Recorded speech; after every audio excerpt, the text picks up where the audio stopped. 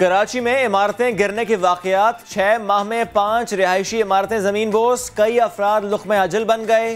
कौन है जिम्मेदार, होगा प्रोग्राम में खुलासा।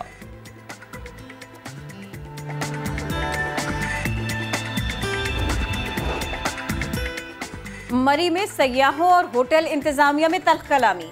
सैर ख्वाही फैमिली ने होटल मुलाजिम पर तशद्दुद का इल्जाम लगाया, मुकदमा दर्ज कर लिया गया। मुतासिरा फैमिली की रुदात आपके सामने रखेंगे कुछ ही देर में।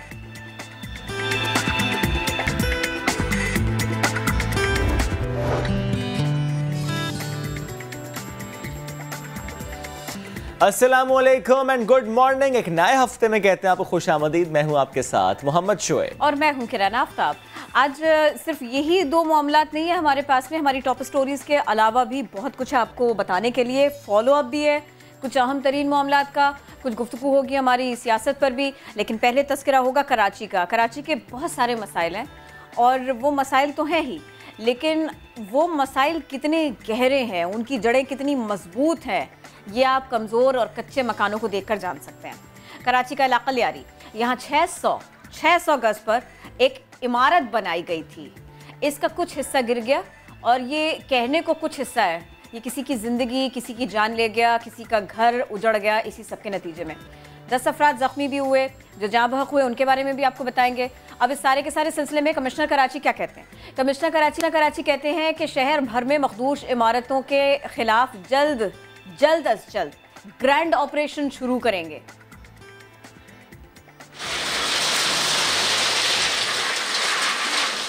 कराची में इमारतें गिरने के वाकयात में इजाफा। लियारी कोयला गोदाम टांगा स्टैंड के करीब भी सुबह 10:30 बजे 2 मंजिला इमारत का कुछ हिस्सा गिर गया। बिल्डिंग के मालिक का कहना था कि साथ वाले प्लॉट पर खुदाई के बाइस हादसा हुआ। बराबर में प्लाट बनता पड़ा है, वो मशीन शेवल लेकर आया, जो छोटा बच्चा चला रहा था। हालांकि मैंने मना भी किया था इनको, बोला नहीं भाई हम कुछ हुआ तो हम बना के देंगे। हम बोला बनाने की बात नहीं, ऊपर बंदे रहते। 600 गज के प्लॉट पर 200 गज पर आर्जी तामीरात थी। हादसे के बाद मलबे से 2 अफराद की लाशें और 10 जख्मियों को निकाल लिया गया। कमिश्नर कराची सुहेल राजपूत ने बताया कि नाजायज तामीरात के खिलाफ एक्शन होगा। कोशिश करेंगे कि इस किस्म की जितनी गैर कानूनी तामीरात इस इलाके में, न सिर्फ इस इलाके में बल्कि शहर के दीगर इलाकों में भी हो रही हैं, उनको हम रुकवाएं। डीसी साउथ का कहना था कि बारिशों के बाद मखदूश इमारतों का सर्वे अभी जारी है। बकाया बड़ी बिल्डिंग है, वो हमने सारी जो है उसको एवेक्यूएट करा दिया गया है और उसको भी गिरा रहे हैं और साथ इन्वेस्टिगेट भी कर रहे हैं कि इसमें अगर किसी की लापरवाही सरकारी सतह पे या ओनर्स की तरफ से, तो दोनों पे जो है उसमें कार्रवाई होगी। गिरने वाली इमारत ग्राउंड +1 थी। ग्राउंड फ्लोर पर गोदाम जबकि पहली मंजिल पर रिहाइश थी। हादसे के बाद इंतजामिया ने इमारत का बाकी हिस्सा भी गिरा दिया। कैमरामैन कासिम रईस और मोहसिन अली के साथ सऊद बिन मुर्तजा, समा, कराची। तो अब हम इस सिलसिले में कोशिश करेंगे कि न सिर्फ ये कि ये जो मामला हुआ है इस पर भी बात करें, कुछ आदाद शुमार आपके सामने रख दें, और सिर्फ यही नहीं, हमारी आज कोशिश होगी ये जानने की भी कि जो अथॉरिटीज़ हैं वो इस सिलसिले में कितने मुतहर्रिक है, क्या कर रहे हैं। एक इमारत गिर जाए और बयान आ जाए कि जी वो अब हम इसके ऊपर काम करेंगे, ऐसे काम होगा नहीं, ऐसे लोग बचेंगे नहीं, ऐसे अमलाक बचेंगे नहीं। बार बार ऐसा हो रहा है कि इमारतें गिर रही हैं, ऐसे वाक़यात बढ़ते चले जा रहे हैं। तो हमने आज कोशिश की कि कुछ आदाद शुमार आपके सामने रखते हैं। समा के नुमाइंदे मोहम्मद अली हफीज़ हमारा साथ देंगे अब इस सिलसिले में बात करने के लिए। मोहम्मद अली हफीज़, जो इस साल के वाक़यात हैं वो तो हमारे सामने हैं, ये फरमाइएगा रवा साल इमारत गिरने के जो वाक़यात हैं इसमें SBCA ने क्या एक्शन लिया, क्या उनकी प्रोग्रेस रही, क्या उनकी इन्वेस्टिगेशंस रही, कितनी तहक़ीक़ात हो गई। जी बिल्कुल, ख़ास तौर पे अगर हम बात करें जो लियारी टाउन के अंदर जो है वो इमारत गिरी थी, लियारी टाउन लगता था और रंच लाइन का जो है वो इलाका लगता था, उसमें जो है बिल्डर्स के ख़िलाफ़ जो है FIR हुई। कुछ बिल्डर्स ने जो है वो ज़मानत करवा ली। इसके अलावा जो खुद SBCA की जो टीम बनती है, ख़ास तौर पे जो है जो इंक्वायरी करती है, उसने भी जो है बताया किस तरह जो है इलीगल कंस्ट्रक्शन की गई। सबसे मसला ये है कि SBCA का जो निचली सतह का अमला होता है वो बिल्डर माफी साथ जो है वो बिल्डर माफी का साथ जो है रोल होता है। जब भी गैर कानूनी तामीरात जो है मुख्तलिफ इलाकों में होती है, कोई ऐसी ठोस कार्रवाई जो है वो देखने में नहीं आई। इस हवाले से जब हमारे DG SBC हैं जो आश्कार दावर, उनसे जो हमारी बात हुई, उनका कहना है कि जब तक सख्त सजाएं नहीं मिलेंगी बिल्डर माफिया को और उन अनासिर को जो गैर कानूनी तामीरात में मुलविस हैं, चाहे वो इनका अमला हो या बिल्डर माफिया के अरकान हो, जब तक उनको सख्त सजाएं नहीं मिलेंगी तो शहर से गैर कानूनी तामीरात का खात्मा जो है वो मुमकिन नहीं है। हमने देखा हाल ही दिनों के अंदर खास तौर पर जो सुप्रीम कोर्ट की डायरेक्टिव आई हैं, उसके बाद SBC काफ़ी मुतारिक जो है वो दिखाई दे रही है। बिल्डिंग कंट्रोल अथॉरिटी की जो टीमें जो है मुख्तलिफ इलाकों में, खास तौर पर नाजमाबाद, लियाकताबाद, नौरनाबाद, गुलशन इकबाल, जमशेद इकबाल, सदर टाउन में जो है मुख्तलिफ जो है इलाकों में यहाँ पर जो है तेज़ी के साथ कार्रवाई हो रही है। खासतौर पर इनलीगल जो फ्लोर्स हैं, पोर्शंस हैं, पेंट हाउस हैं, उसको मिसमार किया जा रहा है। लेकिन इसके बावजूद जो है DG SBC यही कहते हैं कि वो जब तक सख्त सजाएं नहीं मिलेंगी बिल्डर माफिया को तो गैर कानूनी तामीरात जो है उसका रुकना जो है वो नामुमकिन है। यानी जो मुलव्वस है अली हफीज, जब के खिलाफ मौसर कार्रवाई नहीं होगी, सख्त सजाएं नहीं मिलेंगी, ये काम रुकेगा नहीं। आपने अपडेट किया, शुक्रिया। आश्कार दावर साहब हमें ज्वाइन करें, DG SBC, उनसे भी हम इससे मुतालिक बात करेंगे। आज बहुत से अहम सवाल हमने उठाने हैं।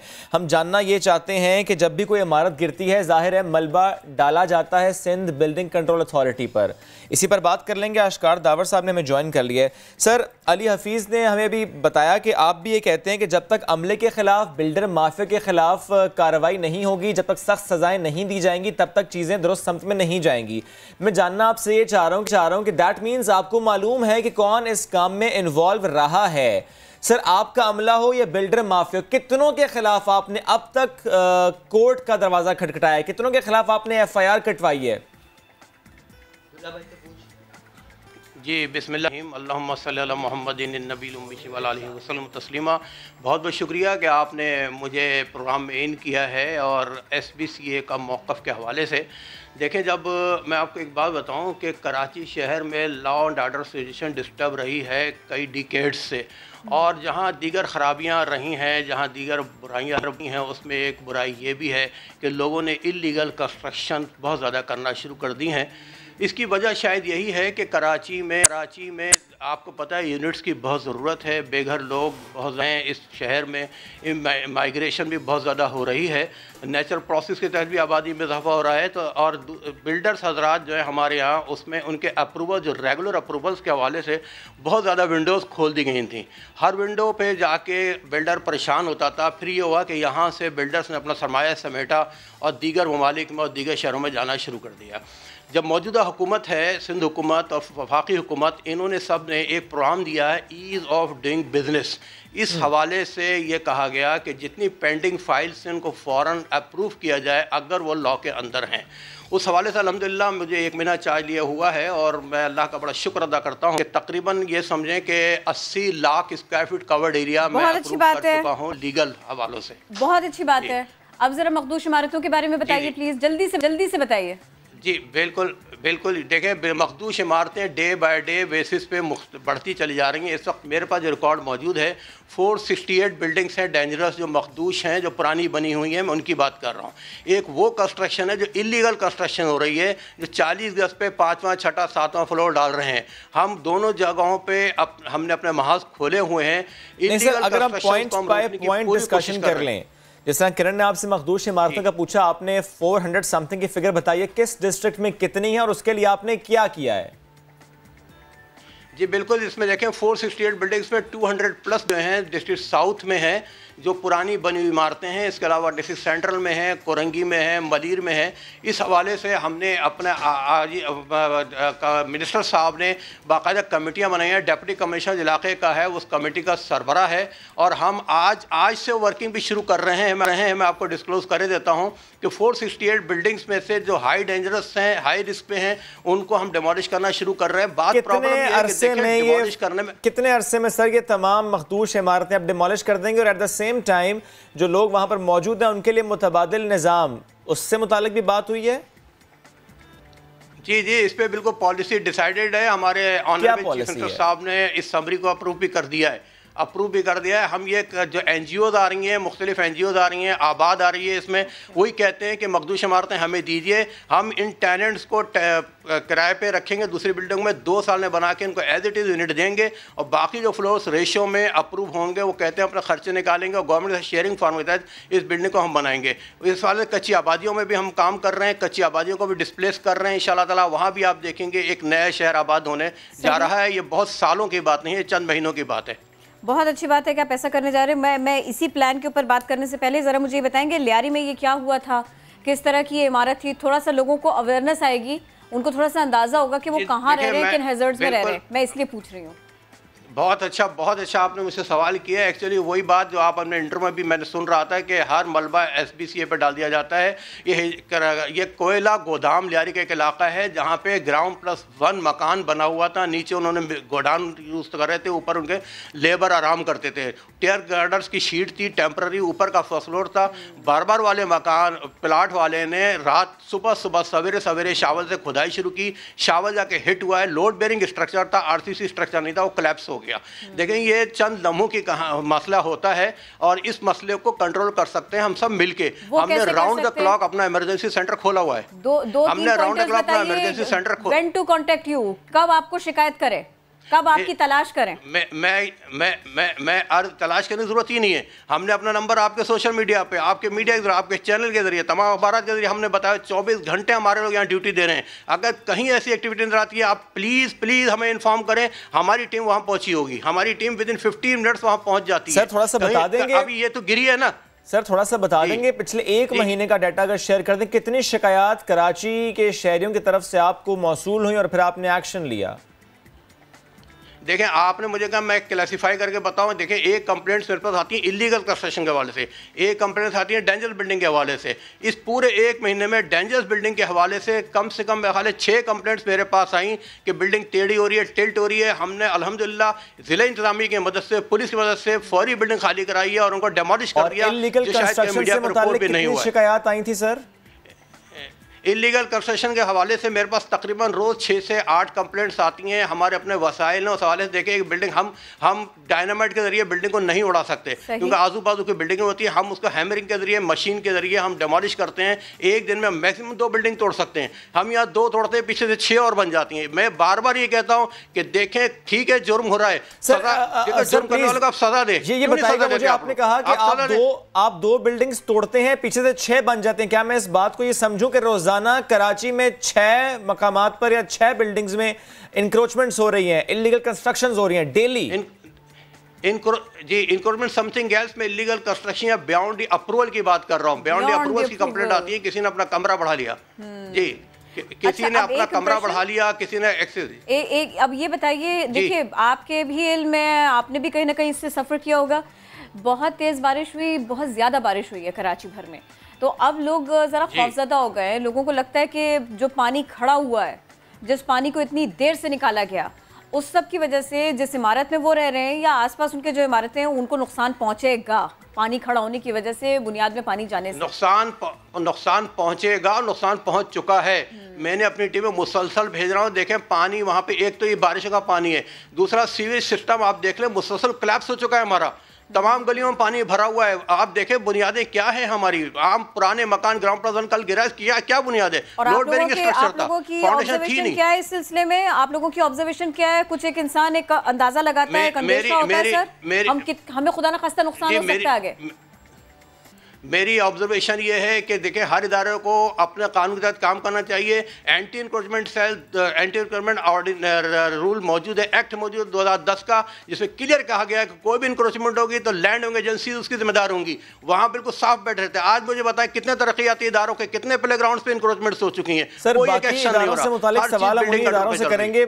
SPCA का मौक़िफ़ आपसे हम जान रहे हैं, मुझे बताएगा KCR हो या आप गुज्जर नाला हो या दीगर नाले हों जहां पर ज़ाहिर है सुप्रीम कोर्ट की और इमरान खान साहब की हिदायत के बाद अब वहां पर ग्रैंड ऑपरेशंस होने हैं।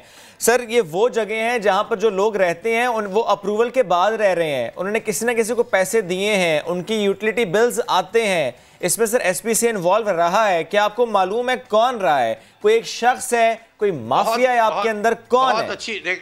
मैं आपकी बात को डन ओके कर रहा हूँ, बिल्कुल आपने सही कहा। यही जो मैं कहना चाह रहा था, इलीगल कंस्ट्रक्शन पे हम क्यों यूटिलिटी कनेक्शंस देते हैं, क्यों बिजली का पॉइंट दे रहे हैं हम, क्यों हम सर्विसेज दे रहे हैं? इलीगल है, लिख के थक गए। हाई कोर्ट के एक नहीं, रातों रात घर बन जाता है, सब चेक करते हैं, प्लॉट खत्म हो जाते हैं,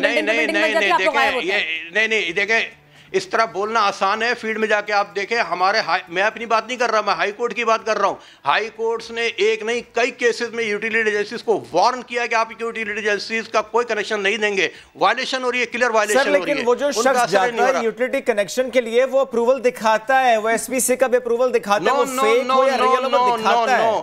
नहीं, ऐसा नहीं है, ऐसा नहीं है। देखिए फेक है तो क्राइम है, आप उसको क्यों नहीं वेरीफाई कराते इदारे से? हम बैठे हैं ना, हम वेरीफाई करने के लिए बैठे हैं, वेरीफाई नहीं कराते, कुछ नहीं करते, सब चल रहा है। देखिए बात ये है कि हर तरफ काली भेड़ें मौजूद हैं। एक जुमला और सर, क्योंकि वक्त कम है, पढ़ के ठीक, एक जुमला और सर, कोई ऐसा शख्स जो कराची में नया आया हो या कोई ऐसा शख्स जिसने किसी और जगह पर मकान खरीदना हो, प्लॉट तो नहीं चले, मकान खरीदना हो, पोर्शन खरीदना हो, यूनिट खरीदना हो या किराए पर जाना हो, क्या उसको आपके किसी नंबर पर कांटेक्ट करके पूछना चाहिए कि मैं यहाँ पर जा रहा हूँ, मैं यहाँ पर या तो परचेज करूँ, रेंट पर रहने जा रहा हूँ, तो ये ठीक जगह है या नहीं ठीक, ये लीगल है या नहीं, पूछ लेना चाहिए? अगर पूछना चाहिए तो कैसे? मैं सिर्फ 1 मिनट आपका लूंगा। हर साल आप देखते हैं बकरा मंडी सजती है बहुत बड़ी, एकड़ों के एरिए पे 10,000 का बकरा लेने जाते हैं, 10 दफ़ा बच्चों को दिखाते हैं, खुद भी दांत भी चेक करें, हर चीज़ चेक करते हैं, 10,000 रुपए की। यहाँ आप 20-20 लाख 50-50 लाख के फ्लैट खरीदने जा रहे हैं। हम बार बार इन्वाइट कर रहे हैं, मीडिया के थ्रू इन्वाइट कर रहे हैं, हमारा एक सेल मौजूद है, आप आइए हमसे पूछिए कि इसकी एनओसी है कि नहीं है। ठीक है, पूछते नहीं, इसकी वजह क्या है? बहुत जरूरी है कि एनओसी 10 रुपए में ले रहे हैं, एनओसी पूछ लेनी चाहिए। आशकार दावर साहब बहुत शुक्रिया, साथ मौजूद थे आप और कह रहे हैं कि आज से काम होगा, स्पेशली मखदूश इमारतों से मुताल्लिक जितने भी डिस्ट्रिक्ट्स में मखदूश इमारतें हैं उनसे मुताल्लिक आपने जो डायरेक्शंस हैं वो जारी कर दिए, अब काम होगा। चलिए, अब इस सिलसिले में काम होगा, लेकिन साथ के साथ उन्होंने ये भी कहा कि सिर्फ वही नहीं, दीगर इदारे भी हों, उनको भी देखें कि उन्होंने कहाँ पर चीज़ें मिस हैंडल की हैं, शायद काली भेड़े वहाँ भी हों, उनको चेक करना चाहिए। बहरहाल हमने आपको बताया था कि कुछ और मामलात भी हैं, कुछ बड़े मामलात भी हैं। बैनुल-अक़वामी मुआहदों की बात है जनाब, बड़ी बैठकें, बड़े मुआहदे और फिर बड़े मुआहदों की बड़ी खिलाफ वर्जी। सबसे पहले ज़रा ये खबर आपके सामने रखते हैं कि दोहा में अफ़गान तालिबान और अफ़गान हुकूमत के नुमाइंदों में अमन मुज़ाकरात जारी। अफ़गानिस्तान में मुस्तक़िल क़याम अमन के लिए इत्तिफ़ाक़ राय पैदा किया जा रहा है। एक और अहम खबर आपको बता दें, इसराइल और बहरीन ने सफ़ारती ताल्लुक़ात की मुकम्मल बहाली पर रज़ामंदी ज़ाहिर कर दी। कुछ ऐसे इशारे भी थे। इसमें कुछ चौंकने वाली बात है या नहीं, आगे चलकर इसी सवाल को उठाएंगे। अब इस सारे मामले पर अमरीकी सदर डोनाल्ड ट्रंप ने अपना रद्द-ए-अमल दिया, इजहार ख्याल किया। उन्होंने फरमाया कि ये तो बड़ा तारीख़ी वाक़या है। अमरीकी सदर के मुताबिक मुआहदे पर बाज़ाबिता दस्तखत 15 सितंबर को व्हाइट हाउस में किए जाएंगे।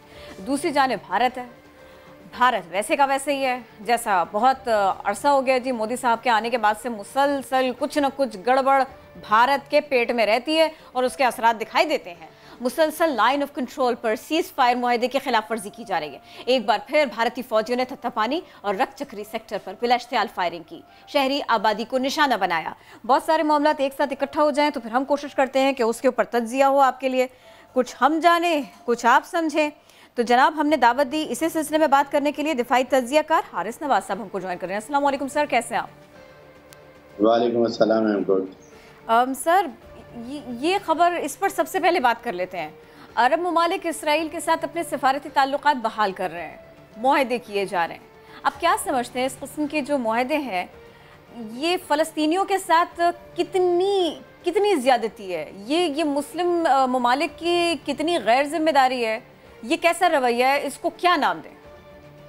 देखें, ये एक टोटल बिट्रेयल है जो हम पैलेस्टीनियन के साथ कर रहे हैं, और ख़ास तौर पे सऊदी अरब जो एक लीडर है इस्लामिक ममालिक का, और ये बहरीन टोटली जो है वो सऊदी अरब के कंट्रोल में है। 2018 में इसकी पूरी इकॉनमी तबाह हुई थी।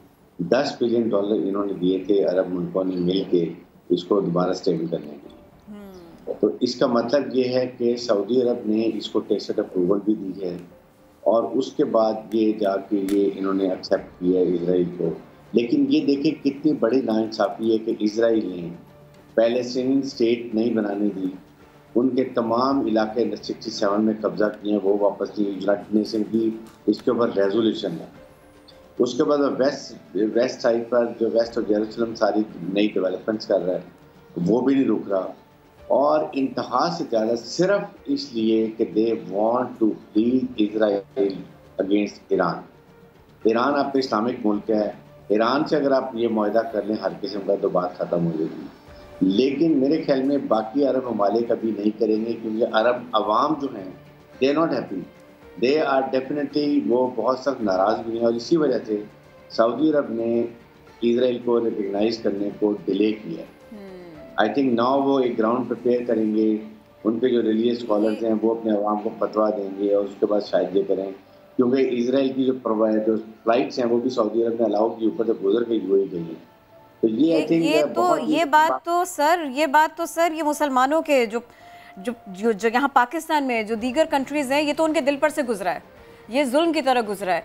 लेकिन ये जो आपका पॉइंट था ना कि ये अपने लोगों को कन्विंस करने की कोशिश करेंगे, ये रवैया अरब ममालिक में या फिर सऊदी अरब में खाल खाल मिलता है।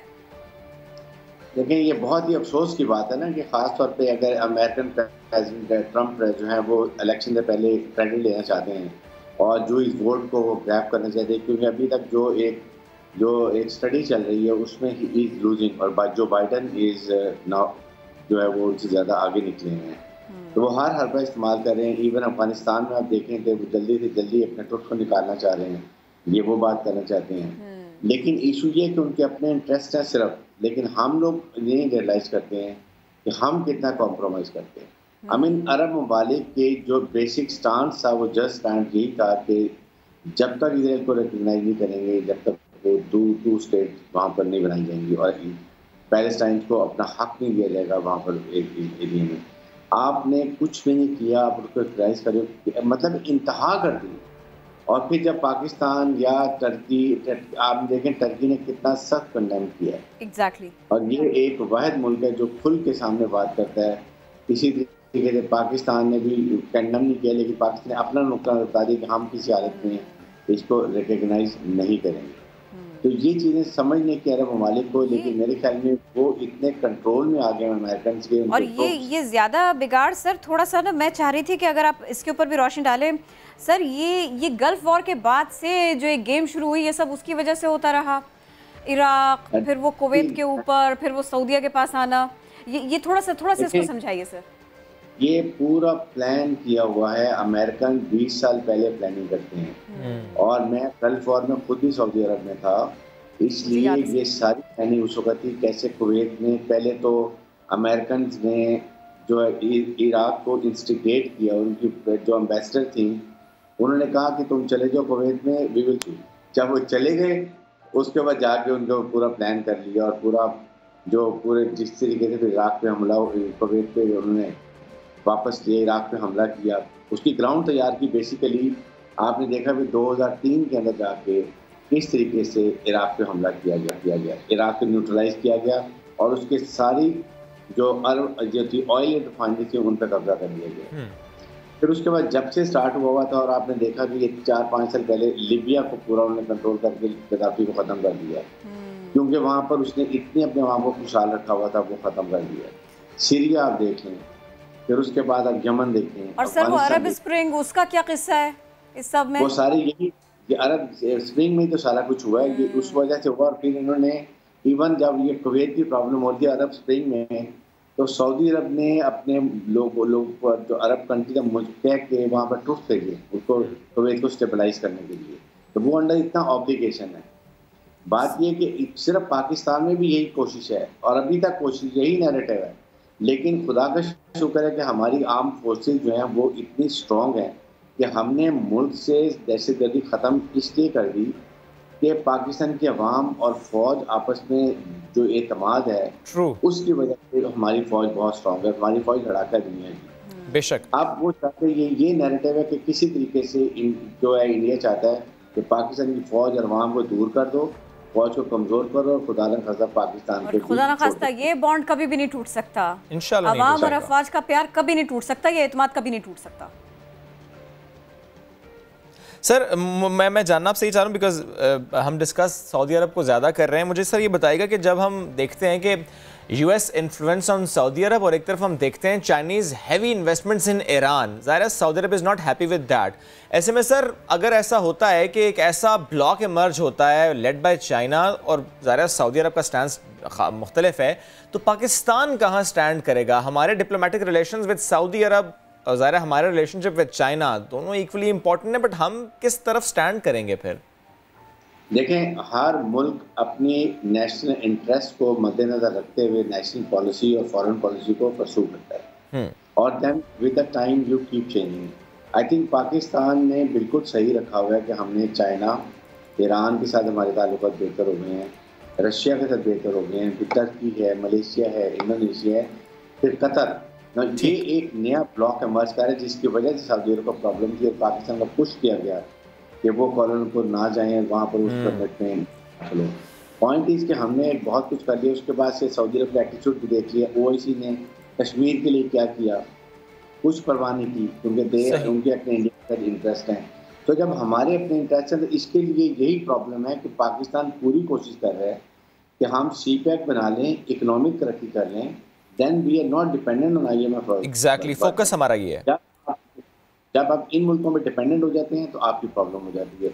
So you have to be independent. इसलिए चाइना CPEC में पाकिस्तान पूरा जोर कर रहे हैं कि हम इसको बना लें, और पूरी कोशिश अमेरिका कर रहा है इंडिया के थ्रू कि CPEC को नाकाम किया जाए। कभी वो लद्दाख में जा रहा है, कभी वो पाकिस्तान में ये दहशतगर्दी कर रहा है, कभी बलूचिस्तान। सर लद्दाख की क्योंकि आपने बात की, मैं चाह रहा हूँ लद्दाख पर भी एक कमेंट कीजिएगा, क्योंकि ज़ाहिर है जब हमने अपना नया पॉलिटिकल मैप जारी किया तो लद्दाख हम क्लेम करते हैं सर, लेकिन लद्दाख पर ही जंग चाइना और इंडिया की जारी है। पाकिस्तान का इस पर स्टैंड क्या है फिर? देखें, पाकिस्तान का बिल्कुल क्लियर स्टांस है कि वे टोटली सपोर्ट चाइना के पॉइंट ऑफ व्यू को हम एक्सेप्ट करते हैं, और उसके बाद जब चाइना और इंडिया अगर ये मसला ख़त्म होता तो ऑटोमेटिक लद्दाख के लिए भी फॉल पाकिस्तान। लेकिन हमने जो चाइना से एक अंडरस्टैंडिंग की हुई है कि कौन सा एरिया उनके पास होगा, वो पहले से हम एक डिसाइड हो गया हुआ है, इसके बाद और कुछ भी नहीं होगा। लेकिन Pakistan fully stand with our Chinese friend, because Chinese are our time tested friends.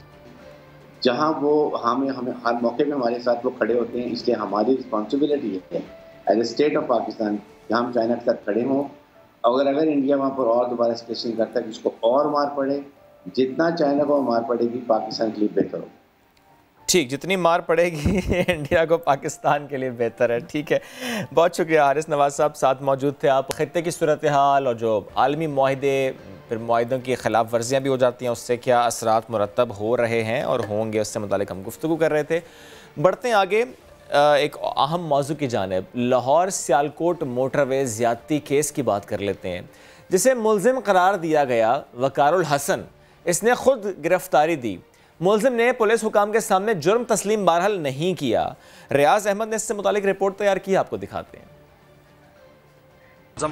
ये वाक़या इतना अफसोसनाक है और इसके बाद जो रवैया सामने आए वो उससे भी कहीं ज़्यादा अफसोसनाक रहे। अगर हम सोशल मीडिया पर देखें, लोगों को तकलीफ़ हुई, और मैं इसमें ये ज़रूर कहूँगी कि इसमें सिर्फ ख़वातीन नहीं, हज़रात भी शामिल रहे। जिसने ये सारे का सारा वाक़या जाना, वो रवैये सुने, जो वफाकी वज़रा के बयानात सुने, CCPO साहब की बात सुनी, वो तिलमिला उठा। लोग परेशान हो गए कि आखिर हमारा मुल्क किन लोगों के हाथों में, किस तरह से ये लोग काम कर रहे हैं। अपने अपने तौर पर लोगों ने प्रोटेस्ट भी किया। ख़वातीन की एक बड़ी तादाद बाहर निकली, मुजाहिरीन ने प्लेकार्ड्स भी उठाए और ये मुतालबा किया कि मुल्जिमान को ढूंढें, पकड़ें, सख्त नहीं सख्त से सख्त सजा दें। मजीद इसी सिलसिले में अपडेट कर रहे हैं समा के नुमाइंदे दानियाल सत्तार। ज्यादती केस के खिलाफ जहां मुल्क भर में मुजाहरे जारी हैं, वहीं लाहौर में भी सिविल सोसाइटी की खवातीन हाथ में प्ले कार्ड्स उठाए और नारे लगाए पुरअमन एहतजाज कर रही हैं। आइए जानते हैं कि उनका क्या कहना है और उनके क्या मुतालबात हैं।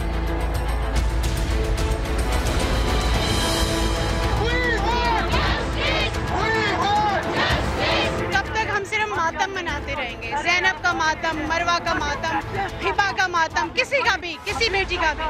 अब बहुत हो गया है, ये हमारा मुल्क है, हम इसको अपना घर समझते हैं। हम अगर अपने घर में सेफ नहीं है तो हम कहाँ जाएं? और ये जो टेरिटरीज बनी हुई है कि जी ये मेरा एरिया नहीं है, वो उसका एरिया नहीं है, ये खत्म होना चाहिए। हमें बाहर निकलना पड़ेगा so that we can deliver our message और simple एटलीस्ट हम लोगों का यही पॉइंट है, हैंग द रेपिस्ट। कॉन्फिडेंस से सड़कों पर निकलते थे, अपने काम करते थे और मुझे लगता था मैं महफूज हूँ, लेकिन मोटरवे इंसिडेंट के बाद मेरा सिक्योरिटी की फीलिंग खत्म हो गई है।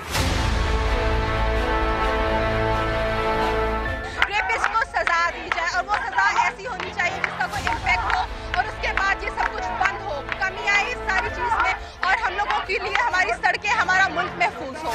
हम इंसाफ चाहते हैं और हमें इंसाफ चाहिए।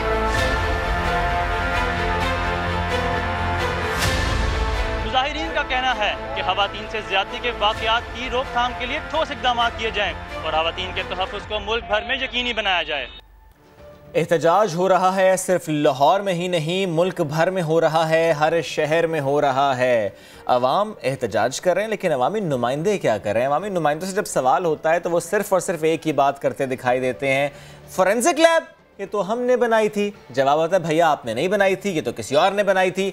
यानी क्या अवाम ये जवाब सुनना चाहते हैं? नहीं भाई, अवाम काम देखना चाहते हैं। जब अवाम की हम बात कर रहे हैं, जिस तरह पहले हमने जिक्र किया था लाहौर का, और इस वक्त कराची में भी एहतजाज है। जिस तरह मैंने कहा ना, मुल्क भर के हर शहर में एहतजाज है। कोई बाहर निकले या ना निकले, वो एहतजाज कर रहा है कि सख्त से सख्त सजा होनी चाहिए। दो अहम केसेस क्योंकि रीसेंट हैं, मरवा जो कि कराची का केस है और मोटरवे केस, इसमें मुलव्वस अफराद को सख्त से सख्त सजा दी जाए। यही है अवामी मुतालिबा। साथ साबरी की तरफ चलते हैं, वो हमें बताएंगे कि किस तरह से यहाँ पर एहतजाज का रंग है। बिल्कुल, मैं इस वक्त मौजूद हूँ कराची एक्सपो सेंटर के बाहर, जहाँ पर बड़ी तादाद में कराची के नौजवान लड़के और लड़कियाँ मुल्क में बढ़ने वाले जो जिनसी ज़्यादती के वाक़यात हैं उनके खिलाफ एहतजाज कर रहे हैं। मेरे कैमरामैन कामरान आपको दिखा रहे होंगे कि यहाँ पर नौजवान लड़के और लड़कियाँ प्ले कार्ड्स उठा के खड़े हैं और इन्होंने जो है वो मुतालबा किया है कि जो जिनसी ज़्यादती के वाक़यात मुल्क में बढ़ रहे हैं उसके खिलाफ जो है हुकूमत सख्त से सख्त इक़दाम ले। और हालिया जो मोटरवे पे अफसोसनाक हादसा पेश आया और जो कराची में 5 साला बच्ची के साथ जिनसी ज़्यादती का वाक़या पेश आया, उसके खिलाफ इन मुजाहिरीन का कहना है कि उस वाक़यात के पीछे जो अनासिर मुलव्विस हैं उनको सरेआम फांसी देनी चाहिए और हुकूमत को चाहिए कि जो भी जिनसी ज़्यादती में मुलव्विस अनासिर हैं उनको निशान इबरत बनाया जाए। बड़ी तादाद में यहाँ पर नौजवान लड़के और लड़कियाँ मौजूद हैं जिन्होंने प्ले कार्ड्स उठाए हुए हैं और जिनसी ज़्यादती के खिलाफ जो है वो मुजाहिरा कर रहे हैं। जी, अब हर कोई यही पूछ रहा है, यही सोच रहा है कि ये ज़्यादती के जो बढ़ते हुए वाक़यात हैं इनको रोका कैसे जा सकता है। जो कुछ इन जराइम में मुलव्वस है उसको किस तरह की सज़ाएं दी जा रही हैं, क्या इन सज़ाओं को और भी कुछ सख्त किया जा सकता है, इसके इम्पैक्ट्स क्या हो सकते हैं, फ़नकार बिरादरी की सोच क्या है, हम अब आपके सामने रखेंगे और इसी सिलसिले में बात करेंगे मारूफ अदाकारा शगुफ्ता एजाज से। वेलकम टू नियादन। ये फरमाइएगा, एक के बाद एक ऐसे वाक़यात के सुनकर दिल काँप जाए, रूह काँप जाए, ऐसे वाक़यात की रोकथाम हम सबको मिलकर करनी होगी। क्या किया जा सकता है? जो रिस्पॉन्सिबल लोग हैं वही कुछ नहीं कर रहे तो हमारे करने से क्या होगा। लोग कर ही रहे हैं जो कर सकते हैं, आवाज उठा रहे हैं। अब मुझे बताइए कि ये जो वाकया हुआ है अभी रिसेंट, बहुत ही दर्दनाक वाकया है और उससे ज्यादा दर्दनाक पुलिस की और पंजाब गवर्नमेंट की परफॉर्मेंस और प्रोग्रेस है। This is so disappointing, so disappointing. आप ये देखें कि जब से इनकी ये कमजोरी और इनकी प्रोग्रेस में जो तरीकाकार चल रहा है उससे कितने केसेस और सामने आए। 2 तो कल से आज तक मैं देख चुकी हूँ। और ऑन द कॉन्ट्ररी अगर यही एक इबरत का निशान बनता तो आई गारंटी कि अगले एक लंबे अरसे तक कोई इस तरह की जुर्रत ना करता। हमारे यहाँ अकाउंटेबिलिटी का इशू है मेन। शगुफ्ता साहिबा, एक आवाज़ है और वो पूरे मुल्क में है, वो सोशल मीडिया पर भी है, वो सड़कों पर भी है। वो आवाज़ ये कि पब्लिक हैंगिंग होनी चाहिए। जब भी ऐसा कोई वाक़या रिपोर्ट होता है यही मुतालबा हम देखते हैं, लेकिन ऐसे में जबकि फनकार बिरादरी भी ये कह रही हो कि पब्लिक एग्जीक्यूशन होनी चाहिए, पब्लिक हैंगिंग होनी चाहिए, लेकिन शहजाद रॉय साहब का मौक़िफ़ मुख्तलिफ है। उन्होंने ट्वीट किया, उन्होंने कहा कि उनके ख्याल में ऐसा नहीं होना चाहिए। वो ये कहते हैं कि उन्होंने बहुत काम किया चाइल्ड अब्यूज़ से मुताल्लिक, चाइल्ड एजुकेशन से मुताल्लिक। वो ये समझते हैं, उनकी ये राय है कि अगर ऐसी पब्लिक हैंगिंग होगी और बच्चे देखेंगे तो उनकी पर्सनैलिटी पर इसका नेगेटिव इम्पैक्ट आएगा। मैं इस पर आपको कमेंट चाह रहा हूं कि आप उनकी इस राय से क्या मुत्तफिक हैं, क्या रिस्पांस है आपका? मैं बिल्कुल ऐसा नहीं समझती। ठीक, जो हो रहा है, जो 24 घंटे टीवी पे चीजें देखने को मिल रही हैं, क्या इससे बच्चों पे अच्छा असर पड़ेगा? क्या उस माँ के बच्चे जब उस माँ को उन जिम्मेदारों को सजा मिलते देख के जो थोड़ा बहुत सुकून दिल को मिलेगा कि चले वो इबरत को पहुंच गए हैं, और जिस मुसीबत और परेशानी और जिस ट्रॉमा से मैं गुजरी हूँ, कम से कम चंद औरतें तो बच जाएंगी उससे। बिल्कुल इबरतनाक सजा होनी चाहिए ताकि आइंदा कोई ऐसा सोचते हुए भी डरे। मैं बिल्कुल एग्री नहीं करती, आई एम सॉरी, लेकिन मेरा ओपिनियन बिल्कुल डिफरेंट है। अच्छा, इस सब में ये भी है, ये बहुत सारे लोगों का मानना है अब कि लड़कियों की तरबियत इतनी कर रहे हैं, अरसे से कर रहे हैं, लड़कों पर भी ध्यान देना चाहिए। लड़कों को ज़्यादा तरबियत देने की ज़रूरत है कि वो कैसे बिहेव करें, उनका वे ऑफ थिंकिंग क्या होना चाहिए। क्या वाकई ऐसे ही हो रहा है? हम अपने लड़कों की, अपने बच्चों की ठीक से तरबियत नहीं कर पा रहे, उनको सिखा नहीं पा रहे कि उनको बिहेव कैसे करना है?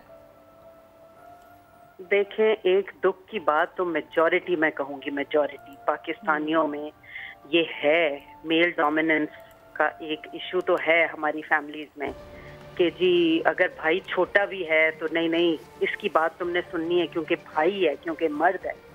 और अभी भी आज तक बहुत से इलाके ऐसे हैं जो मैं जानती हूँ, कुछ कल्चर्स ऐसे हैं जहाँ बेटियों को अभी भी नापसंद किया जाता है, जहाँ बेटों को अभी भी सर पे बिठाया जाता है चाहे वो कुछ भी हो।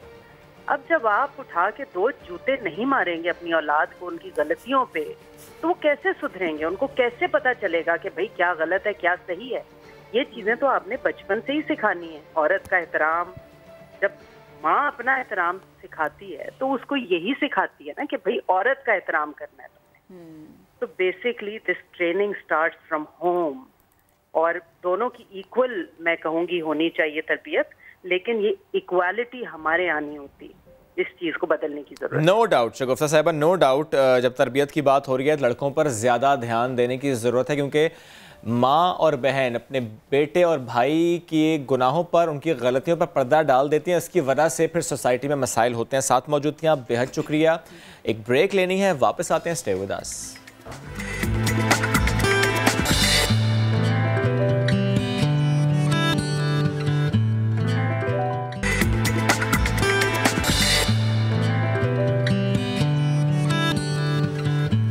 Welcome back. चाइल्ड बेगरी से मुतालिक बात करेंगे। भीख मांगने वालों और बच्चों को मकरू धंधे पर लगाने वालों की कमबख्ती आ गई है। पंजाब भर में पेशावर भिखारी बच्चों के खिलाफ क्रैकडाउन शुरू हो गया है। ग्रैंड रेस्क्यू ऑपरेशन के दौरान सूबे भर से 250 बच्चों को तहवील में लिया गया है।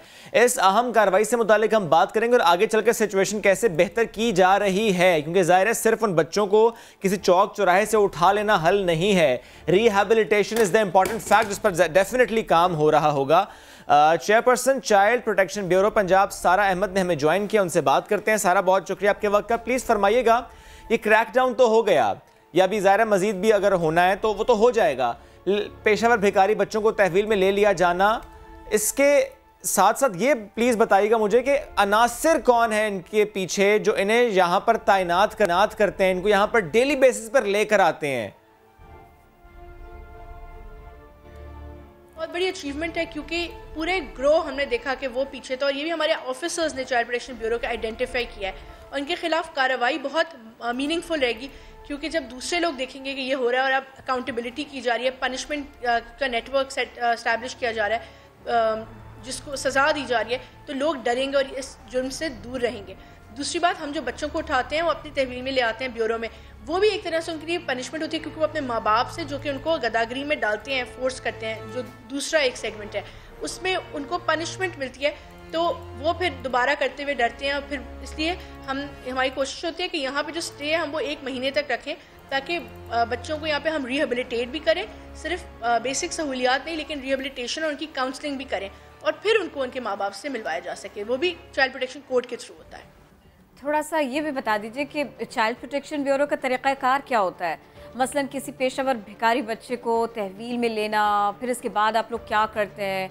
उसको रिहैबिलिटेशन सेंटर भेजा जाता है, किस तरह से उसको रेज किया जाता है?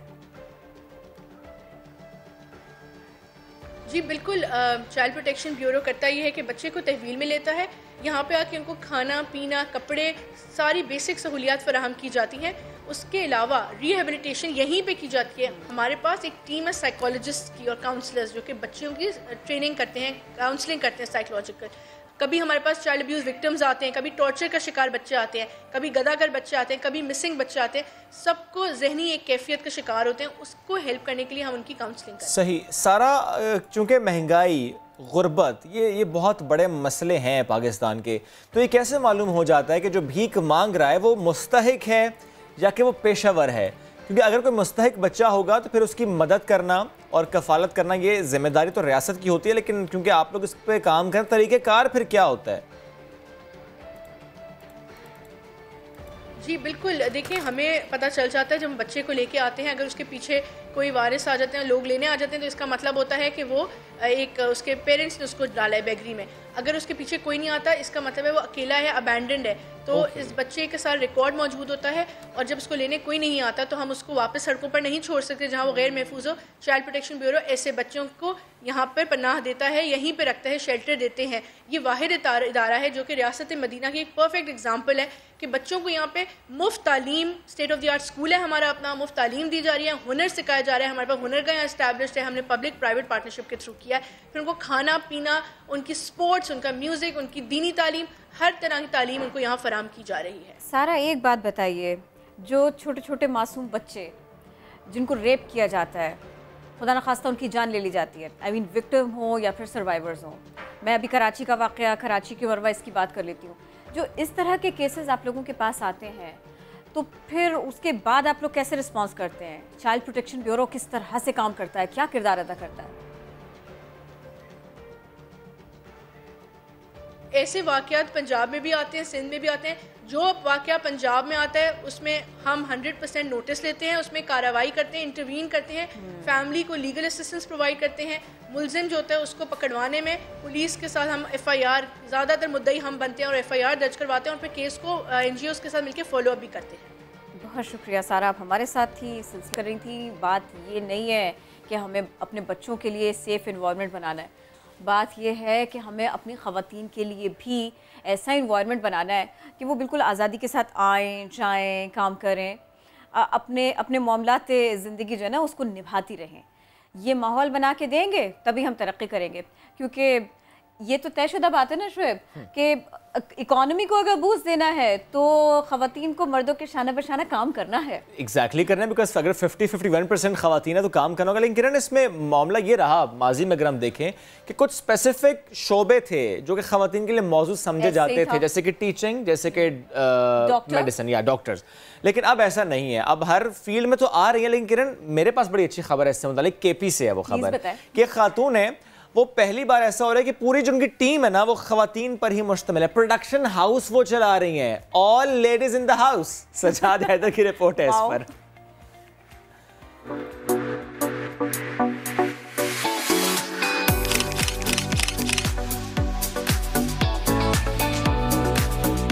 मेरा नाम है सुंदर शाह और मैं सुंदर शाह फोटोग्राफी एंड फिल्म्स की ओनर। स्टार्ट तो मैंने सिंगल हैंडेडली किया था, it's been like 4 to 5 years।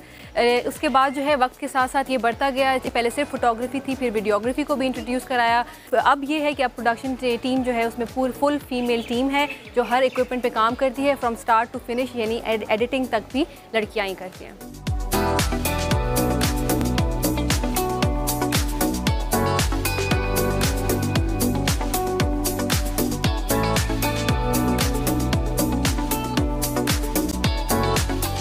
मेरा शुरू से ही आर्ट्स की तरफ बहुत ज़्यादा रुझान था, लेकिन बाय एजुकेशन और बाय प्रोफेशन मैं ACCA मेंबर हूँ। एज अ फाइनेंस की फील्ड के साथ साथ मैंने अपने पैशन को भी स्टार्ट रखा और फिर at the end of the day मैंने इसे ही अपना प्रोफेशन बना ली।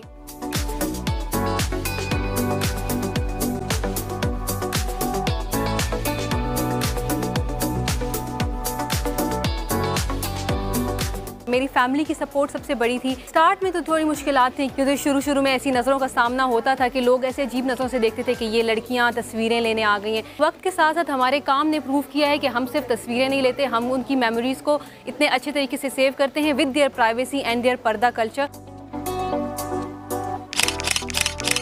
मेनली हमारा काम वेडिंग्स से रिलेटेड होता है, ऑल ओवर KP और ओवरऑल पाकिस्तान भी हम ट्रैवल करते हैं। उसके साथ साथ हमने fashion shoots, baby shoots, new born shoots, ये सारे भी स्टार्ट किए हैं।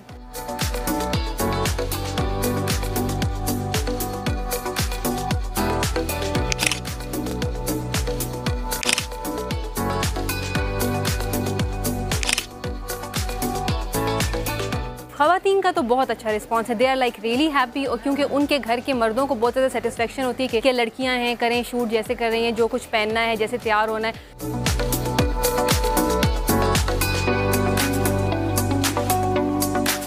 हर शादी में 1 से 2 लड़कियां विद देयर मदर्स आती हैं और उनकी अम्मी कहती हैं कि जैसे मेरी बेटी को बहुत ज़्यादा शौक़ है, आप इसको सिखाएं, आप इसको अपनी टीम में ले लें।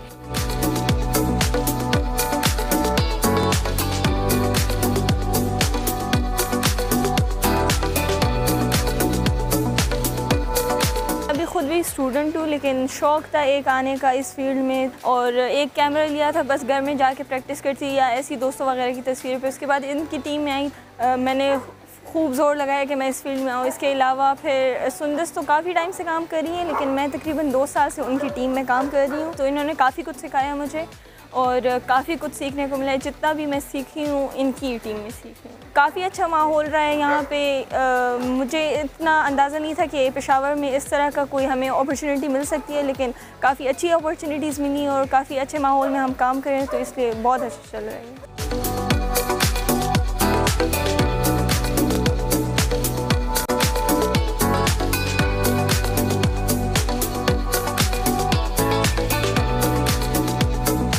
जो भी आपका पैशन है उसको आप लाजमी परसू करें और अपॉर्चुनिटीज़ तब बनेंगी जब आप उसको पूरे दिल से जो है उसको फॉलो करेंगे।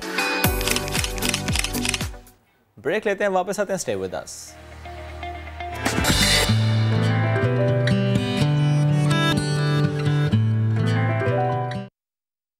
Welcome back after the break. एक वाकया पेश आया था डे बिफोर यस्टरडे 12 सितंबर को मरी में। सयाहों और होटल इंतजामिया में तल्ख कलामी का। सैर के लिए आई फैमिली ने होटल मुलाजिम पर तशद्दुद का इल्ज़ाम लगाया, मुकदमा दर्ज कर लिया गया। ये पहला वाकया नहीं है, ऐसे कई वाकयात हम माजी में देख चुके हैं। स्पेशली मरी में रिपोर्ट होते आए हैं सयाहों का दुकानदारों से झगड़ा, सयाहों का होटल मालिकान से, स्टाफ से झगड़ा। इसी से मुतालिक हम आज बात करेंगे। होटल के रिप्रेजेंटेटिव भी हमारे साथ मौजूद होंगे और जिनके साथ ये वाकया हुआ वो साहब भी हमें ज्वाइन करेंगे, लेकिन पहले हम इससे मुतालिक बात कर लेते हैं। ज़फ़र इकबाल हमारे रिपोर्टर हैं मरी से। ज़फ़र, मुझे ये बताइएगा कि इसमें पुलिस का क्या किरदार रहा है और पुलिस की अब तक की फाइंडिंग्स क्या हैं? जी शायद बिल्कुल, ये झगड़ा जो है 2 रोज पहले खबर जो है पेश आया था और इसमें सयाह फैमिली ने जो है होटल इंतजामिया पर तशद्दुद और लड़ाई झगड़े का इल्ज़ाम लगाया था, लेकिन दूसरी जानिब से भी इस पर इल्ज़ाम लगाने के बाद पुलिस ने दोनों जानिब से पर्चा दर्ज कर लिया है और इसके लिए जो है एसपी सदर रावलपिंडी ने मरी पुलिस को हदायत की है कि होटल की सीसीटीवी कैमरे की जो फुटेज है उसको लेकर तहकीकात की जाए और देखा जाए कि इसमें जो है कसूरवार कौन ज्यादा पाया जाता है। और इसके बगैर किसी किस्म का भी कोई तयन नहीं किया जा सकता, क्योंकि ये झगड़ा हमेशा जो भी मरी में होता है ये दोनों तरफ से होता है और जो यहाँ आने वाले सयाह हैं उनका रवैया भी बाज़ दफा इंतहाई सख्त होता है। ज़फ़र, मुझे 2 बातें बताइएगा।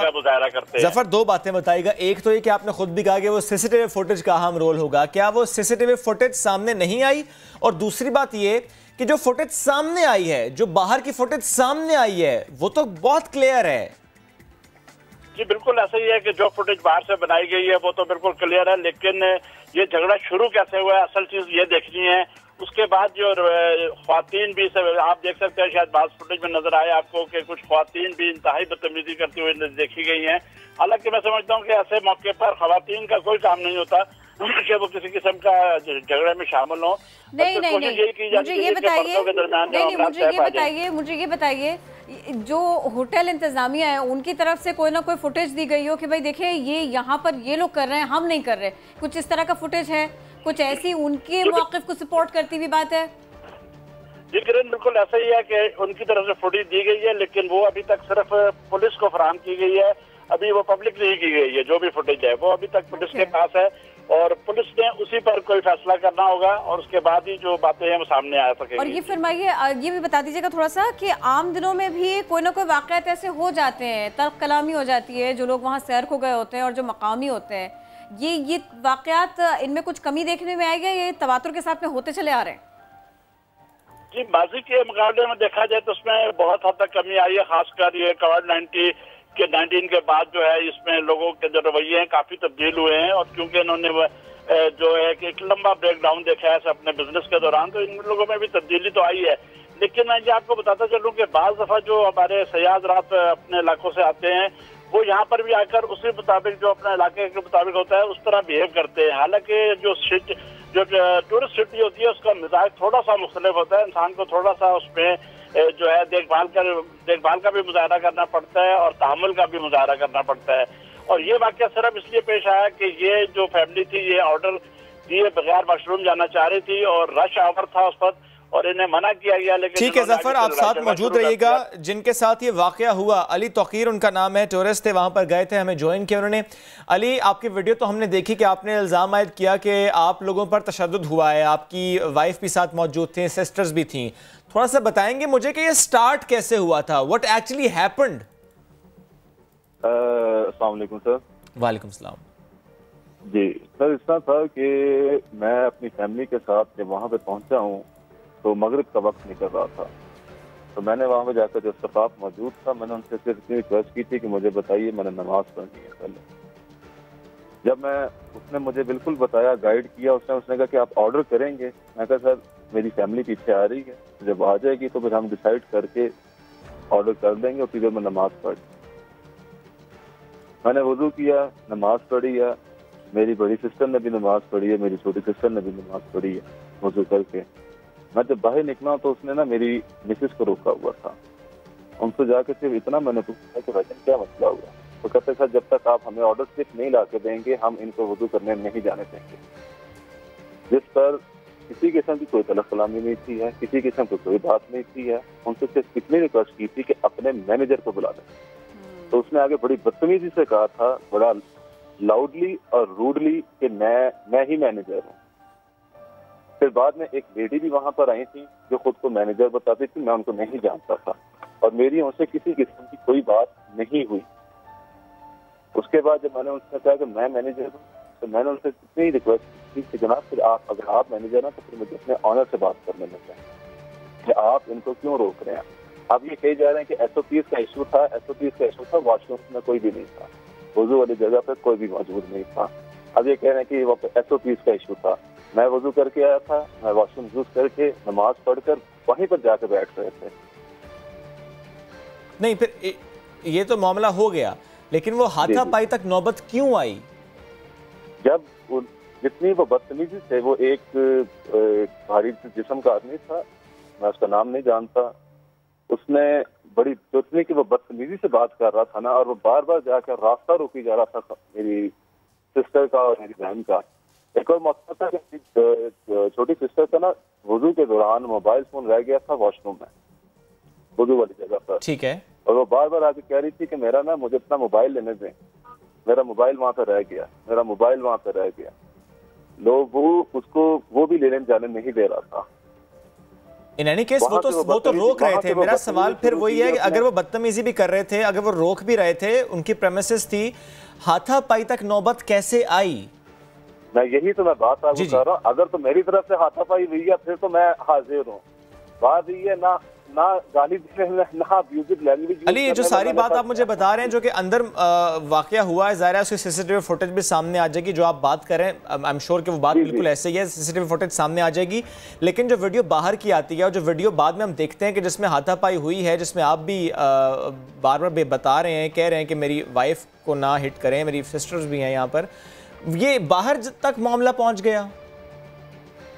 प्रॉब्लम ये थी कि वहां पर जब बहुत सारे ना मर्द हजरात इकट्ठे हो गए, अच्छा, इनका जो अमला था ना वो वहां पर इकट्ठा हो गया, सारे मर्द हजरात थे। इन्होंने उस जगह की ना लाइट ऑफ कर दी।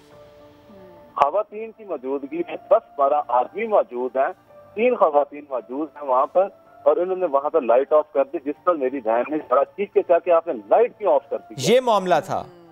अब मुझे बताएं, सिक्योरिटी वहां पर थी, पुलिस क्या वहां पर मौजूद थी? आपकी आवाज कट रही है अली, दोबारा से बताइएगा। सिक्योरिटी वहां पर मौजूद थी या कम से कम इतना ही बताइए कि अब क्या स्टेटस है?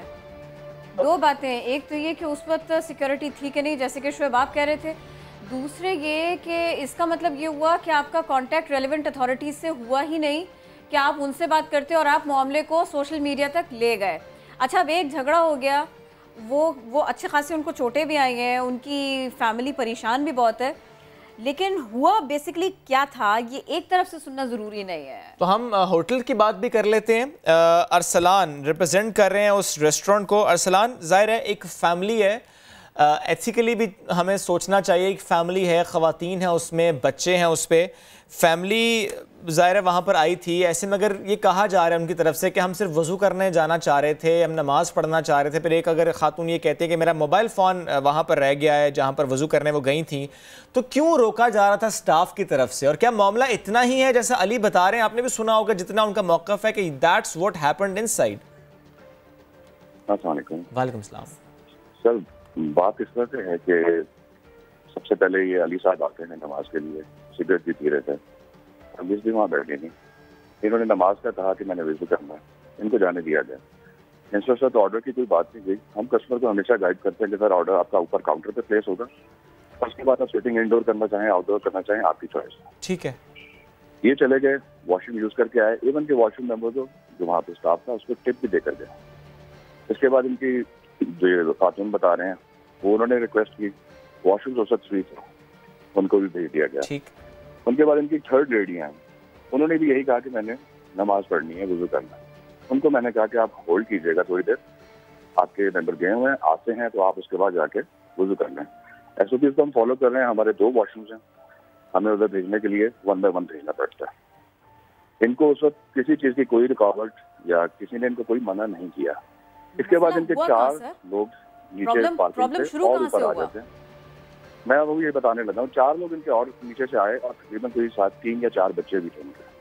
वहाँ पे इनको थोड़ी देर के लिए रोका गया कि आप लोग वेट कर लें, हमारे कस्टमर्स भी क्यू में बैठे हैं, आप अपना उतनी देर ऑर्डर प्लेस कर लें। इनकी खातून ने कहा कि हमने पहले सिटिंग करनी है, क्योंकि मौसम यहाँ पे आजकल आउटडोर में बेहतर होता है, ज़्यादातर लोग आउटडोर सिटिंग करना चाहते हैं। तो आउटडोर की स्पेस लिमिटेड थी हमारे पास। मैं कहा first come first serve basis पे हम आपको नीचे बिठाएंगे, आप अपना ऑर्डर प्लेस करें। इतने में इनकी जो खातून को रोका हुआ था वो बगैर पूछे, जो हम फ्लोर को मैनेज कर रहे थे, वो चल पड़ी वहाँ पर। तो मेरे जो स्टाफ मेंबर थे जिनका जिक्र कर रहे हैं, उन्होंने तो वहाँ पे रिक्वेस्ट की कि मैम आप अभी थोड़ा सा वेट करें। ठीक। इतनी देर में अली तौफीक साहब नमाज पढ़ के वापस आते हैं। मेरे पास CCTV फुटेज अवेलेबल है कि इन्होंने आते ही सबसे पहले उस लड़के को हाथ लगाया, और मैं भी वहाँ पे मौजूद था। और जिस लेडी की बात कर रही हैं, जो इस रेस्टोरेंट की ऑनर हैं सना, उनको मैंने कहा कि सना आप जरा देखें क्योंकि लेडीज हैं यहाँ सामने। राइट। दे स्टार्टेड अब्यूजिंग, बहुत गंदी गंदी इन्होंने गालियाँ निकाली, गालियाँ देनी उन्होंने शुरू की। हाँ बिल्कुल शुरू की, और उसके बाद इन्होंने गालियाँ देना शुरू। तो नॉर्मली खुदा न खास्ता अगर ऐसा हो जाए, मुझे प्लीज थोड़ा सा बताइएगा कि अगर कोई क्लाइंट्स कोई भी आते हैं, कस्टमर्स आपके कोई भी आते हैं और वो कस्टमर्स आके गुस्से में आ जाते हैं और फिर उसके बाद में कभी चीजें फेंकें या गाली दें, आप लोगों का रवैया क्या होता है आगे से? मैम इशू ये है कि कस्टमर्स भी जो है उनको अपना रवैया बदलने की जरूरत है। वो हम बात उनसे करेंगे इरफान साहब, वो बात हम उनसे करेंगे, लेकिन मुझे ये बताएं कि अगर ऐसा मामला हो जाए, एक मामूली तनख्वाह वाला अगर इंसान है, उसका ये मतलब नहीं है कि आप उसके साथ गालन गलौज करना शुरू कर दें। नहीं, आप लोगों का नॉर्मल रिस्पांस होता क्या ऐसे केसेस में? वो बताइए पहले हमें। सर इनसे रिक्वेस्ट की गई कि आप थोड़ा सा वेट करें। सर आप भी ये कह रहे हैं कि रिक्वेस्ट की गई, वो भी ये बात कर रहे हैं कि रोका गया। मुझे प्लीज ये बताइए, थोड़ा सा क्विकली ये बताइए कि अगर कोई कस्टमर आ जाता है, वो शोर करता है, वो बदतमीजी करता है, आप लोगों की पॉलिसी उस वक्त क्या होती है? आप लोग क्या करते हैं? क्या समझाया हुआ आपने अपने स्टाफ को? समझाया, देखिए उस वक्त बहस वगैरह स्टार्ट इनकी तरफ से हुई, गालम गलोच इनकी तरफ से स्टार्ट हुई। सर पॉलिसी क्या आपकी? सर पॉलिसी यही होती है कि पेशेंस ही दिखाया जाता है। हाथापाई की नौबत कैसे आई? हाथापाई की नौबत में बताता हूँ कि आप सरा उमर, वो फ्लोर पे जो हमारा स्टाफ मेंबर है वो और मैं, हम 3 लोग हैं, और ये हमें पुश करते हुए वॉशरूम तक ले गए सारे कि हम यूज। इसकी फुटेज मौजूद है, उन्होंने फिजिकली आपको पुश किया।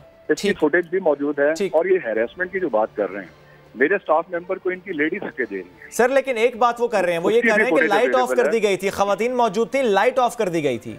हमारा वॉशरूम का एरिया जहाँ पे ये लोग खड़े थे, वहां से तकरीबन कोई 100-150 फीट है, ठीक है। वॉशरूम की लाइट्स इसलिए ऑफ कर दी गई थी कि ये जबरदस्ती वहां पे जा रहे थे। वॉशरूम की लाइट्स ऑफ की गई थी, पैसेज की लाइट्स ऑफ। मैं बिल्कुल आपसे पूछना चाहूंगी कि अगर कोई जबरदस्ती करता है तो फिर आप लोगों ने सोचा हुआ क्या होता है, आपने बताया क्या होता है अपने स्टाफ को?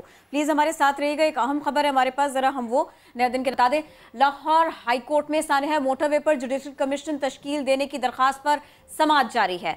Chief justice Lahore high court ने CCPO को 1 बजे इन्वेस्टिगेशन रिपोर्ट के साथ बुला लिया, तलब कर लिया। इसी पर बात करेंगे, शाहिद हुसैन ने हमें ज्वाइन किया। शाहिद, क्या तफसील है आपके पास?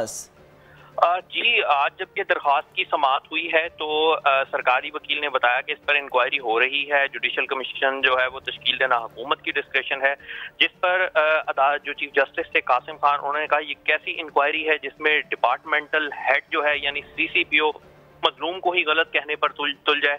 चीफ जस्टिस ने कहा कि ये एक ऐसा जुमला है जिस पर पूरी काबीना को माफी मांगनी चाहिए थी ताकि कौम की बच्चियों को कुछ हौसला हो जाता। चीफ जस्टिस ने अपने रिमार्क्स में ये भी कहा कि अगर इस जहन के साथ तफ्तीश हो रही है तो पता नहीं इसमें कितनी हकीकत है और कितनी ड्रामेबाजी है। चीफ जस्टिस ने दौरान समाअत ये बताया कि वो टीवी पर देख रहे थे कि एक मशीर वहां पर पहुंचा हुआ था। चीफ जस्टिस ने सरकारी वकील से ये भी पूछा कि बताएं उसका क्या काम है, और जो आपने कमेटी बनाई है जिसमें लॉ मिनिस्टर की सरबराही में जो कमेटी बनाई है उनका इसके जो तफ्तीश है उसके अंदर कितना तजर्बा है। अदालत ने अब CCPO को इन्वेस्टिगेशन की रिपोर्ट जो है उस समय तलब कर लिया है, और साथ ही साथ जो अदालत को सरकारी वकील ने बताया कि उसको शो कॉज नोटिस हुआ था, अदालत ने 1 बजे कहा है कि वो शो कॉज नोटिस भी आज अदालत में पेश कर दिया जाए। शुक्रिया शाहिद, आपने अपडेट किया।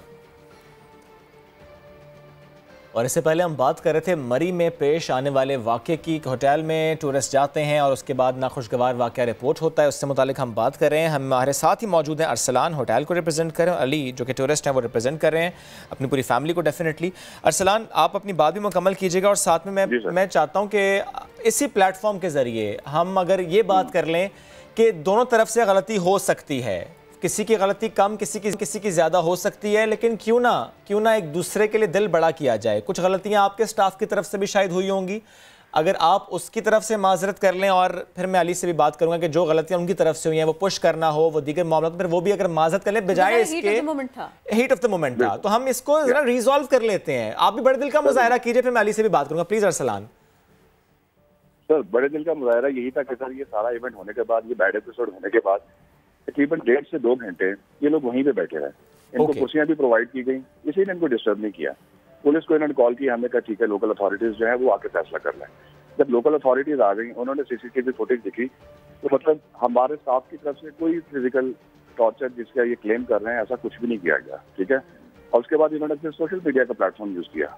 जब इनको नजर आया कि यहाँ पे कुछ नहीं हो रहा, और इनकी खवातीन ने मतलब पुलिस के साथ भी काफी रूड हुई कि आप लोग मतलब वो तमाम बातें अपनी जगह अरसलान। फिर भी मैं चाहूंगा माफ करने वाला बहुत बड़ा होता है, अल्लाह भी पसंद करता है। लोग अच्छा मेहमान बन के दिखाएं और आप अच्छे मेजबान, प्लीज बताइए। सर बिल्कुल, मेरी तरफ से मैंने कोई इनकी फैमिली की प्राइवेसी को मैंने अपने डिफेंस में कोई भी एविडेंस अभी तक सोशल मीडिया पे नहीं दिया, ठीक है।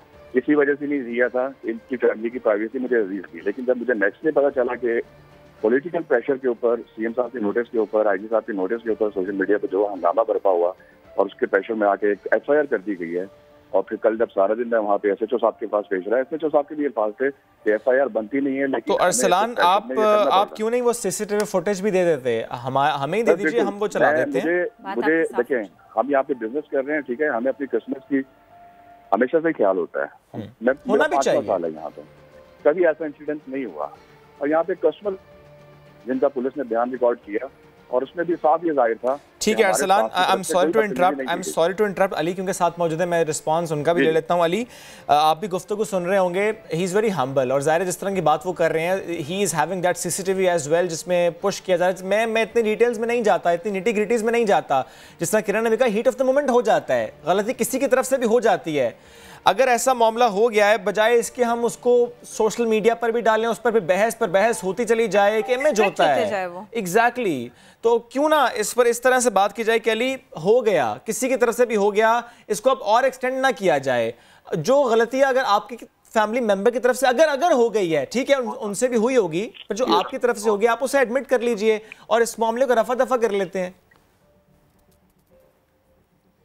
हेलो जी अली, आपको आवाज आ रही है? जी मुझे आवाज आ रही है। आप कहना चाह रहे हैं कुछ? आपने गुफ्तगू सुनी अरसलान की भी? इनकी तमाम गुफ्तगू सुनी है जी। और ये जो CCTV फुटेजेस की बात कर रहे हैं कि हम पुश कर रहे हैं या हम कर रहे हैं, मैं सिर्फ आपसे और सारों से एक ही बात जानना चाहता हूँ, क्या हम मेरी या मेरी फैमिली की तरफ से किसी प्रॉपर्टी को नुकसान पहुंचाया गया हो?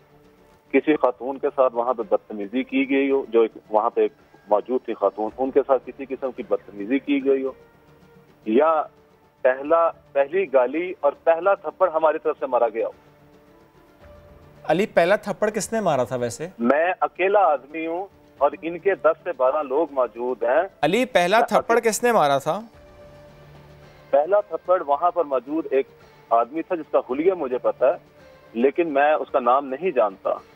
उसका लंबा कद था और एक गंदुमी से रंग का आदमी था जिसने सबसे पहला थप्पड़ मारा। ये और आई एम द वन जिसने 15 पे सबसे पहले कॉल की है कि ये इस तरह खवातीन लाइट्स ऑफ करके खवातीन पर तशद्दुद कर रहे हैं। नहीं, इस पर तो दो राय नहीं है कि अगर खवातीन साथ हैं फिर तो मामला बड़े सेंसिटिव हो जाता है। अरसलान, ये जो एक पॉइंट है ना कि खवातीन साथ हो, आपने तो कहा कि वॉशरूम की लाइट्स ऑफ की गई थी, लेकिन even that is not justified. ये तो आप अपनी गलती तस्लीम कीजिए कि लाइट्स ऑफ करना, जब फैमिली वहाँ पर मौजूद है, खवातीन हैं, बच्चे हैं, ऐसे में आप लोगों पर ज़्यादा जिम्मेदारी आयद हो जाती है। सर, मैंने आपको जैसा अर्ज किया कि वॉशरूम का पैसेज वहाँ से 50 to 100 फीट था अभी, ठीक है, जब लाइट्स ऑफ की गई। ये उस एरिया के अंदर ना जाए क्योंकि वो बहुत एक इनक्लोज एरिया है जहाँ पे 5 से 10 लोगों की कैपेसिटी है सिर्फ। और ये जिनकी बात कर रहे हैं कि वहाँ पे इतने सारे लोग आ गए, आपको CCTV फुटेज में दिखा दूंगा। जब शोर शराबा शुरू हुआ तो वहाँ पे जो बैठे कस्टमर्स थे सबसे पहले वो आने शुरू हुए थे। मेरा स्टाफ तो सारा ऊपर था, ठीक है, वो तो काफी देर के बाद अंदर आया वापस कि हुआ क्या मामला, और हम लोग सिर्फ इनको यहाँ से बाहर निकाल रहे थे। और मैं तौकीर साहब से रिक्वेस्ट कर रहा था कि प्लीज यहाँ से निकल आए, ये छोटी सी जगह है, तंग जगह है, यहाँ पे किसी को भी चोट लग सकती है। वो तमाम बातें अपनी जगह अरसलान, लेकिन when it comes to family, ज़ाहिर है एक सैंक्टिटी होती है, प्राइवेसी भी होती है, और ऐसे मामलात में फिर हम ये नहीं देखते कि अच्छा हमारी SOPs क्या है, हमारी स्पेस कितनी है, हम कितना फैसिलिटेट कर सकते हैं, फिर हम बियॉन्ड द लिमिटेशन फैसिलिटेट करते हैं। और आपका तो काम भी बिल्कुल करते हैं सर। अब ये मेरी तरफ से इनके साथ किसी फैमिली मेंबर के साथ कोई बदतमीजी की गई हो, मैं बिल्कुल हम्बल रहा, सिचुएशन को डिस्कस करने की कोशिश करता रहा, लेकिन सिचुएशन खराब वहाँ से हुई देखिए जितनी जब इनकी किसी खातून के हस्बैंड थे जो नीचे पार्किंग में गाड़ी पे बैठे हुए थे और उनको किसी सिचुएशन का भी नहीं पता था, वो सीधा ऊपर आते हैं और आते ही स्टाफ को मारना शुरू कर देते हैं। ठीक है, CCTV फुटेज है इसकी? उसकी फुटेज है और उनको मैंने 3 दफा वहाँ से हटाया कि प्लीज अगर आपको किसी चीज का नहीं पता आप बैठ जाएं। ठीक है अरसलान, आपके साथ मौजूद अली, एक बात बिल्कुल क्विकली एक बात बताइएगा, अगर कस्टमर आके बदतमीजी करता है, धक्के मारता है, इट डजंट मीन कि आप लोग या आपका स्टाफ बिल्कुल वैसे ही जवाब देंगे। थोड़ा सा लोगों को बता दीजिए, ऐसा होना नहीं चाहिए। ऐसा नहीं हुआ, बिल्कुल भी नहीं होना चाहिए, होना नहीं चाहिए। सिर्फ रास्ते में खड़ा था, ना उसने कोई हाथ लाया इनके ऊपर, ना इनके। देखिए झगड़े और सबकी फुटेजेस आ जाती हैं। अभी आपका मौक़िफ़ पूरी तरह से आना इसलिए रहता है क्योंकि आपने CCTV फुटेज दिखाया नहीं। जितनी भी चीजें हमारे पास आई हैं, जो कुछ हम देख रहे हैं ना, हम उसी के ऊपर बात कर रहे हैं। वी होप ऐसा दोबारा नहीं हो। देखिए लोग वहाँ आते रहेंगे, आप अच्छा बिहेव करते रहेंगे, लोग वहाँ आते रहेंगे। SHO को प्रोवाइड की, ठीक है, आपने एक मुनासिब प्लेटफॉर्म पर दिए। Let's see sir, counter FIR हुई है। मैं जानता हूं सर, ठीक है Arsalan and Ali, thank you so much for being with us. We tried के हमसे मामला सुलझ जाते, लेकिन अब लेट पुलिस टू इन्वेस्टिगेट, क्योंकि उन्होंने कहा कि he is having CCTV footage. Let's see, अब पुलिस की इन्वेस्टिगेशन पर चीजें डिपेंड करती हैं। फॉलो अप, तो इस सारे के सारे मामले में पूरी अपनी सी कोशिश कर ली थी ना कि पॉजिटिविटी रह जाए। चलिए, प्लान फिर भी बनने चाहिए। ये छोटी मोटी बातें हो जाती। अब मैं डर गया, मैं मरी नहीं जा रहा, फिर मैंने कुटकुटाना हो जाए। नहीं, आप वहां से भी कोई रास्ता निकाल लेंगे, मुझे आप पे पूरा भरोसा है। भाई मरी मत जाए, स्वाद तो जा सकते हैं। छुट्टी ले दे, मैं मरगजार जाना चाहता हूँ। छुट्टी नहीं मिल रही, मैं आपको वैसे ही भेज देती हूँ। प्लीज देखिए जैसे कैसा सहर तारी हो जाता है। मरगजार की बात करें अगर आप, वहाँ के मनाजिर देखें अगर आप, व्हाइट पैलेस अगर देखें हम, अगर क्या मगर क्या, सैयद शहाबुद्दीन है। चलिए जी देखते हैं। आपको अगर मिली छुट्टी तो मैंने जाना इधर ही है। ठीक है, बनाने प्लान, मैं चली जाऊंगी। लेकिन ये सब कुछ मुनसर है कि बजट क्या होता है, मालियाती उमूर क्या रहते हैं, जो हालात है उसको देखते हुए ना बजट बहुत बढ़ाना पड़ता है। हाँ या यूं कर लीजिए कि पहले 1 साल ले लीजिए, कहीं इन्वेस्ट कर लीजिए, थोड़ा सा पैसा निकालिए और फिर कहीं जाइए। That's a good idea. Help me now. Pakistan stock exchange की बात करें कि वो कैसा परफॉर्म कर रही है कोविड के बाद। से सब बंद हो गया था कोविड की वजह से, अब सब खुल रहा है तो प्लान्स भी बन रहे हैं। और आपको याद होगा हमने तब भी बात की थी कि कोरोना की वजह से पूरी दुनिया में स्टॉक मार्केट्स तो मुतासर हैं, लेकिन पाकिस्तान में इम्पैक्ट थोड़ा सा डिफरेंट रहा है। पाकिस्तान को थोड़ा सा इन मामलात में, इन हालात में फ़ायदा पहुंचा है। पिछले हफ्ते मार्केट ने कई रूप देखे, यानी कहना चाहिए कई बार वो उतरी, कई बार वो चढ़ी। मार्केट की परफॉर्मेंस और ताजरों में जो तशवीश पाई जाती है इस कोविड को लेकर, उसके बाद के जो हालात हैं, इवन रेन और भी दीगर मामलात होते हैं, ऐसे में जो ताजर बिरादरी परेशान है, इस पर भी बात करेंगे। MD Pakistan stock exchange Farooq H Khan ने हमें ज्वाइन किया। सर बहुत शुक्रिया। प्लीज़ बताइएगा करंटली मार्केट में कारोबार का रुझान है क्या, पॉजिटिव है या नेगेटिव है? अस्सलामुअलैकुम जी। वालेकुम सलाम। और आई होप आपकी एक्चुअली अच्छी रहे। देखिए जी, जो पाकिस्तान का और जिस तरह बात कर रहे थे ग्लोबली भी इकोनॉमीज और स्टॉक मार्केट्स ने सफ़र किया है, क्योंकि कोविड का जो अनप्रेसिडेंटेड इम्पैक्ट हुआ है इकोनॉमीज में, वो डेफिनेटली पाकिस्तान में भी हुआ है। मगर अच्छी बात यह है कि खुदा का शुक्र है कि इकोनॉमी वाइज और उसका जो सोशल इम्पैक्ट है यहाँ पर बहुत अच्छा हैंडल किया गया है। तो कंपेयर टू अदर कंट्रीज हम लोग सोशली भी और इकोनॉमिक मैटर्स में भी we are ahead of the curve. दूसरे मुल्कों के मुकाबले में हम लोग बेहतर परफॉर्म कर रहे हैं। और stock market in the and जो इकोनॉमी में हो रहा होता है, जो बिजनेस की प्रॉफिटेबिलिटी है, उनके ऊपर in the long term base होती है उसकी परफॉर्मेंस। उसी की वजह से मार्केट भी माशाल्लाह has been performing well in the last 2-3 months. Great. Sir gold and silver के पर्सपेक्टिव से बताइएगा कि हमने देखा कि गोल्ड ने भी जिस तरह गोल्ड के रेट्स हाई हुए और सिल्वर के तो बहुत ही ज़्यादा हाई हुए, यानी अगर 1 लाख गोल्ड किसी ने आज से 6-7 महीने पहले लिया था तो वो गोल्ड प्राइस उस पर उसे कोई 38,000 का फ़ायदा हुआ, लेकिन अगर किसी ने सिल्वर उतना लिया था तो उसे उस पर 1,30,000 या 38,000 का फ़ायदा हुआ। तो उस ये जो इम्पैक्ट आया है, इसका स्टॉक मार्केट में भी कोई असर है गोल्ड एंड सिल्वर का? देखिए जी, गोल्ड खास तौर पे और silver to some extent are supposed to be, जिनको कहते हैं सेफ हेवन एसेट्स। यानी कि अगर आप बहुत ही एक डिसरप्शन और वॉलेटिलिटी और इकोनॉमिक अनसर्टनिटी समझते हैं कि आगे दिनों में आने वाली है, तो फिर गोल्ड एक सेफ हेवन कंसिडर किया जाता है। और क्योंकि इतनी अनसर्टनिटी रही है दुनिया में और लोगों का ख्याल है कि जो इतनी मॉनेटरी ईजिंग और इतना सेंट्रल बैंक्स ने पैसा पंप किया पूरी दुनिया में, उसकी वजह से आगे जाकर अगर इन्फ्लेशन भी ऊपर जाएगी तो उसके अगेंस्ट भी गोल्ड एक हेज होता है। मगर गोल्ड के स्पाइक्स आते हैं, मगर अगर आप एक लॉन्ग टर्म व्यू में देखें, और मैं हमेशा यही कहूँगा कि आपको इन्वेस्ट हमेशा खासतौर पे स्टॉक मार्केट में एक लॉन्ग टर्म व्यू लेके लेना चाहिए। तो अगर आप 5 साल का, 10 साल का, 50 साल का ट्रैक रिकॉर्ड भी देखें जिन लोगों ने इन्वेस्ट किया है पाकिस्तानी स्टॉक मार्केट में, उनका return has been one of the best in the world. मगर जो मेन चीज़ है कि आप एक लॉन्ग टर्म व्यू लेकर करें, और ये नहीं होना चाहिए कि क्योंकि मुझे छुट्टी पे जाना है 3 महीने के लिए तो जल्दी से मैं स्टॉक मार्केट में इन्वेस्ट सारा प्लान आपने हमारा ना चौपट कर दिया। अभी तो हमने ख्वाब देखा था। हाँ नहीं, मगर आप प्लान करें, और इसीलिए इट्स सो इम्पोर्टेंट। अगर आप वॉरेन बफेट की भी स्ट्रैटेजी देखें कि जितना अर्ली उम्र से आप इन्वेस्ट करना शुरू करें तो उतना जो है आपको रिटर्न बेहतर मिलता है। थोड़ा सा बताइएगा हमको, ये जो हम इस सवाल को करते हैं ना कि जी इन्वेस्टमेंट का राइट टाइम क्या है। देखिए लॉन्ग टर्म है इन्वेस्टमेंट तो इन्वेस्टमेंट मानी जाएगी, ये तो आपने बिल्कुल क्लियर कर दिया। वो राइट टाइम क्या है, वो एज जो आप बता रहे हैं वो क्या है, और ये सारा का सारा क्राइसिस इसको देखते हुए कैसे मुमकिन है, थोड़ा सा ये भी बताएं। देखिए जी, मैं तो अपने सारे फ्रेंड्स को, बिजनेस कॉलीग्स को सजेस्ट करता हूँ, अगर आप बाहर के मुल्कों में देखें जो स्कीम्स भी हैं वहाँ पे, मैं कहता हूँ कि जब आपका माशाल्लाह किसी का भी बच्चा पैदा हुए उसी वक्त उसके लिए एक सेफ अकाउंट खोलकर आप उसके लिए इन्वेस्ट करना शुरू कर दें, या आप जैसी अर्निंग आपकी अपनी शुरू हुए आप थोड़ा थोड़ा हर महीने उसमें से सेव करके डालते जाएं। तो जो इन्वेस्टमेंट आपने 5 साल पहले की होगी वो इस साल की छुट्टी के लिए काम आएगी और इस होल्डिंग साइकिल जो है वो बनता जाएगा। मगर ये बहुत जरूरी है कि आप एक लॉन्ग टर्म व्यू लेकर रेगुलर बेसिस के ऊपर अपनी सेविंग और इन्वेस्टमेंट करते जाइए और इंशाल्लाह उसका रिटर्न हमेशा जनरली अच्छा ही आता है। और सोच समझ के अच्छी चीजों में इन्वेस्ट, अगर खुद टाइम नहीं है तो फिर अच्छे म्यूचुअल फंड्स में इन्वेस्ट कर दीजिए। ओके, वो आसान भी रहेगा। सर एक बात और बताइए कि आपने इनिशियली भी जिस तरह कहा कि परफॉर्मेंस अच्छी रही है स्टॉक मार्केट की इन रीसेंट टाइम्स, लेकिन जो ये कहा जा रहा है पाकिस्तान स्टॉक एक्सचेंज को कि बेस्ट परफॉर्मेंस रही है इसकी, one of the best performance रही है, तो सर सिग्निफिकेंट फीचर्स क्या थे और ये शॉर्ट टर्म थी, ये लॉन्ग टर्म है, यानी जितना फ़ायदा हासिल होना था इस बेस्ट परफॉर्मेंस का वो हासिल हो गया या अभी और फ्रूट आना बाकी है? देखिए जी, जो इस अभी सितंबर तक माशाल्लाह Pakistan best performing market in Asia रही है और 4th best performing in the world. तो इस तरह मैंने कहा कि देखिए मार्केट में अपॉर्चुनिटीज हमेशा आती है और अगर आप लॉन्ग टर्म व्यू लेकर इन्वेस्ट करें, अभी भी जो हमारी ऑल टाइम पीक थी उस पर हम नहीं पहुंचे, तो मैं आगे नहीं करना चाहता, क्योंकि जिस तरह मैंने कहा कि जब आप मार्केट में इन्वेस्ट करें तो you have to be prepared कि ये एक आपका risk part of your investment capital होना चाहिए।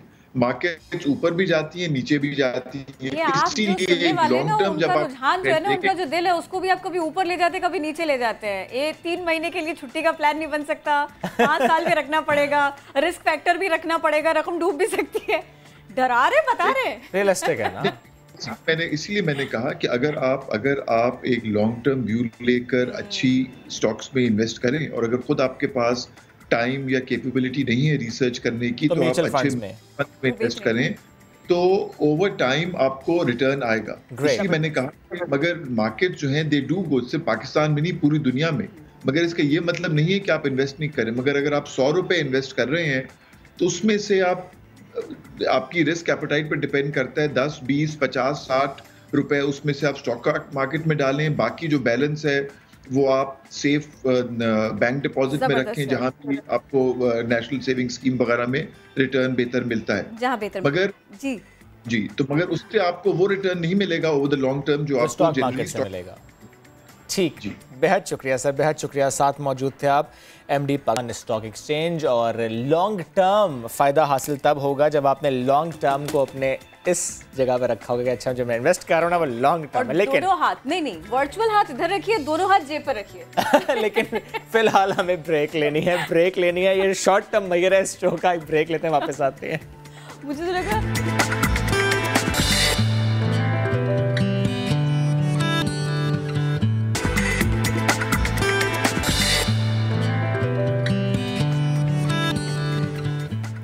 Welcome back after the break. लेकर चलते हैं आपको लाहौर। यहाँ पर एक ऐसी फैमिली है जहाँ पर सब ही क्रिकेट के दीवाने हैं, बच्चे बड़े सभी सिर्फ क्रिकेट खेलते हमें दिखाई देते हैं।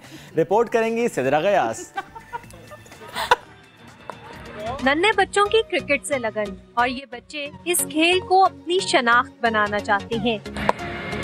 लाहौर के क्रिकेटर बच्चे चौके और छक्के खूब लगाते हैं। इनमें है तो 6 साल की, लेकिन ख्वाब बड़े सजा रखे हैं। मेरे पापा खेलते थे तो मैं उनको देख के मुझे शौक हो गया। मैं सना मेरी जैसे बनना चाहती हूँ। ओके फातिमा, सांस ले अपना, रेडी हो जाए। वालिद भी चारों नन्हे सितारों की दोस्ताना माहौल में खुद कोचिंग करते हैं। वालदा भी खूब सपोर्ट करती हैं। इस उम्र में 6 साल और 5 साल और 3 साल की उम्र में मेरे ख्याल में ये बहुत बड़ी अचीवमेंट है इन बच्चों के लिए और मेरे लिए भी सेटिस्फेक्शन है कि किसी स्टेज पे इंशाअल्लाह अल्लाह करेगा कि किसी स्टेज पे नजर आएंगे। पाकिस्तान क्रिकेट टीम को ये मेरी बेटियां रिप्रेजेंट करेंगी।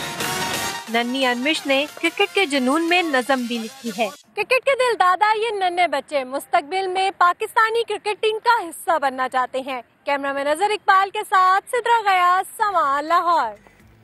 तो ये लाहौर की बात थी और हमने सोचा कि आपको ये भी बताएं, लेकिन क्यों ना अब हम उस मौजू के ऊपर आए कि जिसमें हमारा इंटरेस्ट भी है, यानी हमारे बच्चों की बात। बच्चे खेले, खाए, फले, फूले, हम सब ये चाहते हैं। बच्चों में डर नहीं होना चाहिए। हद तो ये है कि कोरोना का डर भी नहीं होना चाहिए।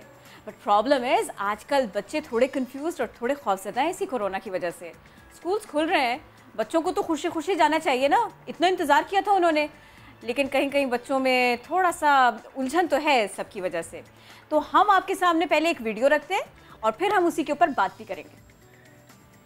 वीडियो तो आपने देखी, इसी से मुताल्लिक आज हम मजीद बात करेंगे। हमें ज्वाइन किया है डॉक्टर तालिहा चुगताई ने, पीडियाट्रिशियन है एंड पब्लिक हेल्थ प्रोफेशनल है। गुड मॉर्निंग कहेंगे आपको। गुड मॉर्निंग, अस्सलाम वालेकुम। वालेकुम अस्सलाम, अल्हम्दुलिल्लाह। थोड़ा सा बताएंगी, ज़ाहिर है पब्लिक हेल्थ पे आज हम बात करने वाले हैं और since you are paediatrician as well, तो बच्चों के अंदर खौफ अपनी जगह, थोड़ा सा डर अपनी जगह, लेकिन क्या वाकई हमारे मुल्क में जब हम देख रहे हैं कि वाकई कोरोना सिमट गया है, कोरोना का फैलाव कम हो चुका है, और ऐसे में इट्स वेरी इंपॉर्टेंट कि हम हेल्थ और एजुकेशन को इक्वली इंपॉर्टेंस दें और बच्चों को अब स्कूल भेजना है, हमारी तैयारी को आप कैसा देखती हैं, हमारे हालात को आप कैसा देखती हैं? Okay, that's a very good question. Thank you. It's the need of the hour as well. तो मैं आपको ये कहना चाहूँगी कि देखें, पाकिस्तान जो है ना वो सिर्फ एक पब्लिक हेल्थ क्राइसिस में नहीं है, पाकिस्तान जो है ना वो एक एजुकेशनल क्राइसिस में भी है।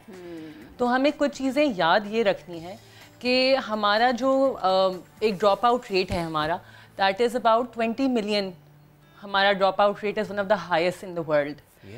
तो अब यहाँ पे मसला ये आता है कि देखें, हमें ये देखना है कि हम अपने बच्चों को कैसे सिक्योर करें, सही है, क्योंकि हम ये चीज़ ऑब्जर्व ज़रूर करें कि जो कोविड के केसेस के ट्रेंड्स हैं वो फॉल कर रहे हैं, अल्हम्दुलिल्लाह। लेकिन मोहतात तो फिर भी रहना होगा जी।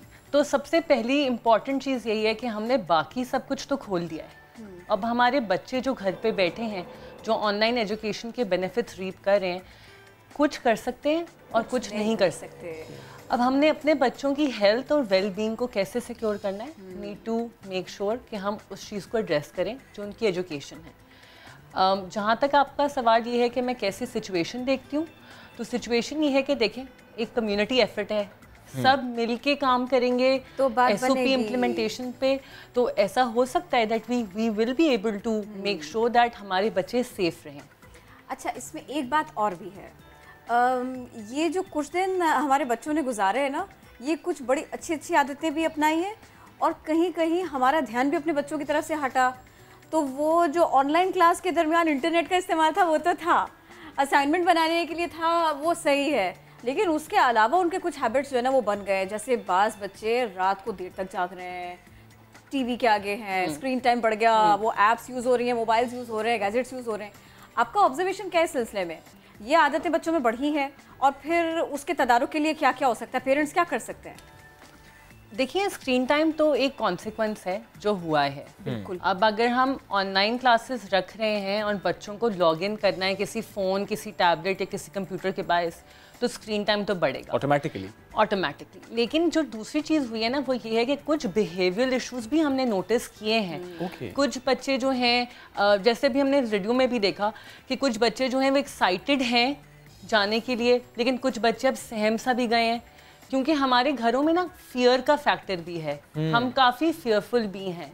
तो इनके साथ जुड़े हुए काफ़ी चीज़ें हैं, जैसे कि आपने एक बात बिल्कुल सही की कि स्लीप डिस्टर्बेंसेस होती हैं, बच्चे कभी कभार बहुत क्रैंकी होना शुरू हो गए हैं, उनकी सोशल जो डेवलपमेंट होती है, मतलब कि अपने पीयर्स के साथ कैसे इंटरेक्ट करना है, वो भी काफ़ी ज़्यादा इफेक्ट हुई है, वो भी इफेक्ट हुआ है। अच्छा, इसमें जो इस वीडियो में इन्होंने एज ग्रुप एक बच्चे का दिखाया है, इसके चैलेंजेस में और एक छोटे बच्चे के चैलेंजेस में बड़ा फ़र्क होता है। अगर एक छोटा बच्चा कहे मम्मा मुझे स्कूल नहीं जाना, वो टीचर से नहीं मिलना, वो जो मेरा फ्रेंड है अतुल, मुझे उठ के पात भी नहीं जाना वो बिल्कुल अलग है। और अगर इस एज ग्रुप का बच्चा ये कहे कि वो फ्रेंड्स के साथ में नए सिरे से दोस्ती बनानी पड़ेगी, टीचर को जाके नए सिरे से समझना पड़ेगा, इन दोनों में डिफरेंस कितना है और इनके लिए ट्रीटमेंट्स कितनी मुख्तलिफ होंगी? देखिए, इसके ट्रीटमेंट्स और इसकी चीज़ें डिफरेंट ज़रूर है ना, लेकिन ये है कि जो की स्टोन है ना वो ये है कि कम्युनिकेशन कैसी है। अगर पेरेंट्स का कम्युनिकेशन अपने बच्चों के साथ शफाफ है, हम स्ट्रेट फॉरवर्ड हैं, हम काइंडनेस के साथ उनके साथ पेश आते हैं, ये जो आप बात कह रही है ना कि जैसे ये एज ग्रुप में बच्चे ने बोला मुझे स्कूल नहीं जाना, मुझे पता नहीं मेरे दोस्त मुझसे बात करेंगे या नहीं करेंगे, टीचर कैसी होगी, मुझे भूल तो नहीं जाएंगे। फला टीचर को इतनी मुश्किल से मनाया था उनके मार्क्स अच्छे ले लेके उनके टेस्ट में हाँ, लेकिन अब क्या होगा तो इस बात में ये है कि आप उन चीज़ों को एड्रेस करें। उनके फियर्स जो है ना वो वैलिड हैं, वो आपको बता सकते हैं। We need to address that. We need to address that. And addressing का ये मतलब नहीं है कि हम बोलें कि नहीं बेटा कुछ नहीं होता, कुछ भी नहीं है आपके दिमाग में। Just talk to them. You can't do that because it's a valid fear. Imagine करें एक बच्चा जो तकरीबन 10 साल का है या 9 साल का है, और उसका एक पूरा निज़ाम बना हुआ था स्कूल में। वो रोज स्कूल जाता था, उसके दोस्त थे, वो पढ़ाई कर रहा था, उसकी पूरी एक रूटीन थी, उसकी बिट थी, यूनिफॉर्म था। सुबह उठने के बाद वो नाश्ता भी कर रहा था। अब तो वो जरा लेट उठना, नाश्ता भी स्किप हो जाता है, उठते साथ आंखें मलते मलते यॉर्निंग करते करते ऑनलाइन क्लासेस चल रही होती हैं। और ऑनलाइन क्लासेस में भी आप देखेंगे कि उसका फोकस ऑफ अटेंशन कितना है। ये बहुत इंपॉर्टेंट। कुछ बच्चों का अच्छा होता है, कुछ बच्चों का इतना अच्छा नहीं होता। लेकिन डॉक्टर साहब मुझे बताइएगा कि इस पॉइंट पर जबकि अब दोबारा स्कूल्स ओपनिंग की तरफ जा रहे हैं, बच्चे स्कूल्स जाएंगे, इस टाइम पर स्पेशली पेरेंट्स के लिए चैलेंज तो है, लेकिन उन्हें फौरी तौर पर करना क्या है? कम्युनिकेशन बढ़ाना है, बच्चों से बात ज़्यादा करनी है, बच्चों को बाहर लेकर जाएं ताकि उनका वो ना सोशल गैदरिंग दोबारा से डेवलप हो। और at the same time teachers, उन पर भी रिस्पॉन्सिबिलिटी थोड़ी सी बढ़ जाएगी। एक गैप के बाद बच्चे उनके पास आएंगे, वो बच्चे हैं जो कि मास ज़्यादा ना टीचर्स की सुनते हैं। That is true. वैसे that is actually pretty true. अच्छा देखिए, ये जो हमारा एफर्ट है ना, ये कम्युनिटी बेस्ड है। सही है। हमारा मेन काम है कि हमने बच्चों को ये भी बताना है कि वो सेफ हैं। सही है। अगर अब फॉर इंस्टेंस मैं आपको जो रिले पहले भी करी थी वो ये है कि अब बच्चा वापस स्कूल जा रहा है, अब उसके पास कुछ रिकमेंडेशन है कि वो मास्क भी पहने, उसके पास वो रिकमेंडेशन है कि वो दूसरे बच्चों के साथ हाथ ना मिलाए, हग ना करे, अपनी लाइन में खड़ा रहे क्लास में जाने से पहले। बिल्कुल डिफरेंट हो जाएंगे, वो वाले गेम्स भी नहीं रहे। अब वो ये नहीं, अब वो बेसिकली कॉन्टैक्ट स्पोर्ट्स नहीं कर सकते, अब नो कॉन्टैक्ट स्पोर्ट्स हैं। तो देखें, ये जो चीज़ें बदल रही हैं ना, इसलिए मेरा मैसेज पेरेंट्स को ये है कि फर्स्टली एक एक्सेप्टेबिलिटी लाएं कि ये प्री कोविड जो है, थैंक यू, जो प्री कोविड हमारा चल रहा था वैसा स्कूल नहीं खुलेगा प्री कोविड। अब हमारे जो नॉर्मल है ना वो बदल गया, वो यही नॉर्मल है, यही नॉर्मल है, अब यही नॉर्मल है। तो कुछ तदाबीर हमें करनी पड़ेंगी और ये हम हैबिट बना लें। अच्छा देखिए, अब मैं थोड़ा सा मौजू से हट रही हूँ, लेकिन बात ये है कि बच्चा आपका क्या सोच रहा है, क्या पूछ रहा है। I am very much excited, I just love this thing कि हम लोग स्कूल्स खोल रहे हैं, बच्चे जा रहे हैं, हम ठीक है कोविड SOPs के साथ में सब कुछ होंगे, सारे खेल खिलौने होंगे, होगा तो कुछ अच्छा लगेगा, बच्चों का मिलना बैठना। आजकल होता ये है कि सॉरी आजकल होता ये है कि हम जिन मौजूआत को टच कर रहे होते हैं ना, शुएब एक काम करेंगे, आप जरा ना मग उधर पास करें, ठंडी हो जाएगी coffee. Thank you so much. ये छोटी छोटी चीज़ें मैं ना अपने भाई से कह देती हूँ। मैं ये पूछना चाहती थी, जो कुछ हम टीवी पे देखते हैं, जो खबरें हम सुनते हैं, हमारे बच्चों की एक आदत होती है, ये मैंने बहुत सारे बच्चों में देखा, आप कुछ भी देखें उनके लिए वो बेबी शार्क है, वो उसको वो दोहराते रहेंगे। और उसमें अगर मैं बुलेटिन देख रही हूँ तो मेरा भांजा या भांजी या मेरे किसी कोलीग का बच्चा, आज मैं आई हूँ ऑफिस तो मुझे ये पता चला, मेरे कोलीग ने कहा मेरे बच्चे मुझसे पूछ रहे थे कि ये मोटरवे पर क्या हुआ, अब बताइए मैं क्या करूँ। एक छोटा बच्चा, बिल्कुल छोटा बच्चा जो 5 साल से कम है या उससे चलिए थोड़ा सा बड़ा भी है, अगर वो अपने पेरेंट्स से इस तरह का सवाल करे, बाबा मोटरवे पर क्या हुआ, मम्मा मुझे बताएंगे ये रेप क्या होता है, कैसे हम अपने बच्चे को समझाएंगे? क्योंकि हम तो बहुत सारी बातों बच्चे को बताना भी चाह रहे हैं और उससे हम छुपाना भी चाह रहे हैं। और ऐसा कई ड्रामों में भी हो जाता है, कोई ऐसा सीन देखकर बच्चा फिर सवाल करता है। और ये हम लोगों ने फेस किया है इन सारे के सारे दिनों में खास तौर पे। अच्छा देखिए, I am not a psychologist, I am not an expert, but I can share my opinion with you. मेरा ओपिनियन ये है कि देखें, बच्चे जो होते हैं ना, दे आर लाइक स्पंजेस, उनके दिमाग जो होता है ना वो बिल्कुल स्पंज की तरह होता है, एब्जॉर्ब करते रहते हैं, वो सब कुछ एब्जॉर्ब करते हैं। और मैं अगर हम बच्चों का बिहेवियर देखें तो बच्चों का इंट्यूशन जो होता है वो अडल्ट से बहुत ज़्यादा है। वो पहले ही बता सकते हैं दूर से कि अच्छा ये चीज़ सही लग रही है या नहीं लग रही, मैं सेफ़ फील कर रहा हूँ या नहीं कर रहा। उस जगहों में मैंने अपनी प्रैक्टिस में भी पेरेंट्स को बोला हुआ है कि देखें, कुछ आसान तरीके होते हैं मैसेज कन्वे करने के। आप छुपाना वाला जो है ना कि इनको प्रोटेक्ट कर लें, उसमें हम शॉर्ट टर्म में चलें प्रोटेक्शन हो जाती है, लेकिन लॉन्ग टर्म में उनको प्रोटेक्ट किस चीज़ से हम प्रोटेक्ट कर रहे हैं उनको, कि हमारी ये जो हमारा अभी सब कुछ चल रहा है ये हमारे माशरे की रियलिटी है ना, और उनको फेस करनी है। फेस करने के अलावा उनको एटलीस्ट अंडरस्टैंडिंग होनी चाहिए कि हमारे माशरे में क्या एग्जिस्ट करता है। आपको ये कोई नहीं कह रहा कि आप उनको कोई ग्राफिक डिटेल्स दें। पेरेंट क्या करे उस वक्त? पेरेंट जो है झूठ मत बोले, ये मत बोलें कि नहीं कुछ नहीं हुआ या ऐसा कुछ नहीं, मुनासिब तरीके से थोड़ा सा बताएं, आई लेवल पे आ जाएं, दोस्त की तरह बात करें। आप जब कोई बुरी न्यूज़ शेयर कर रहे होते हैं तो किसी बंदे को कंफर्ट की ज़रूरत होती है।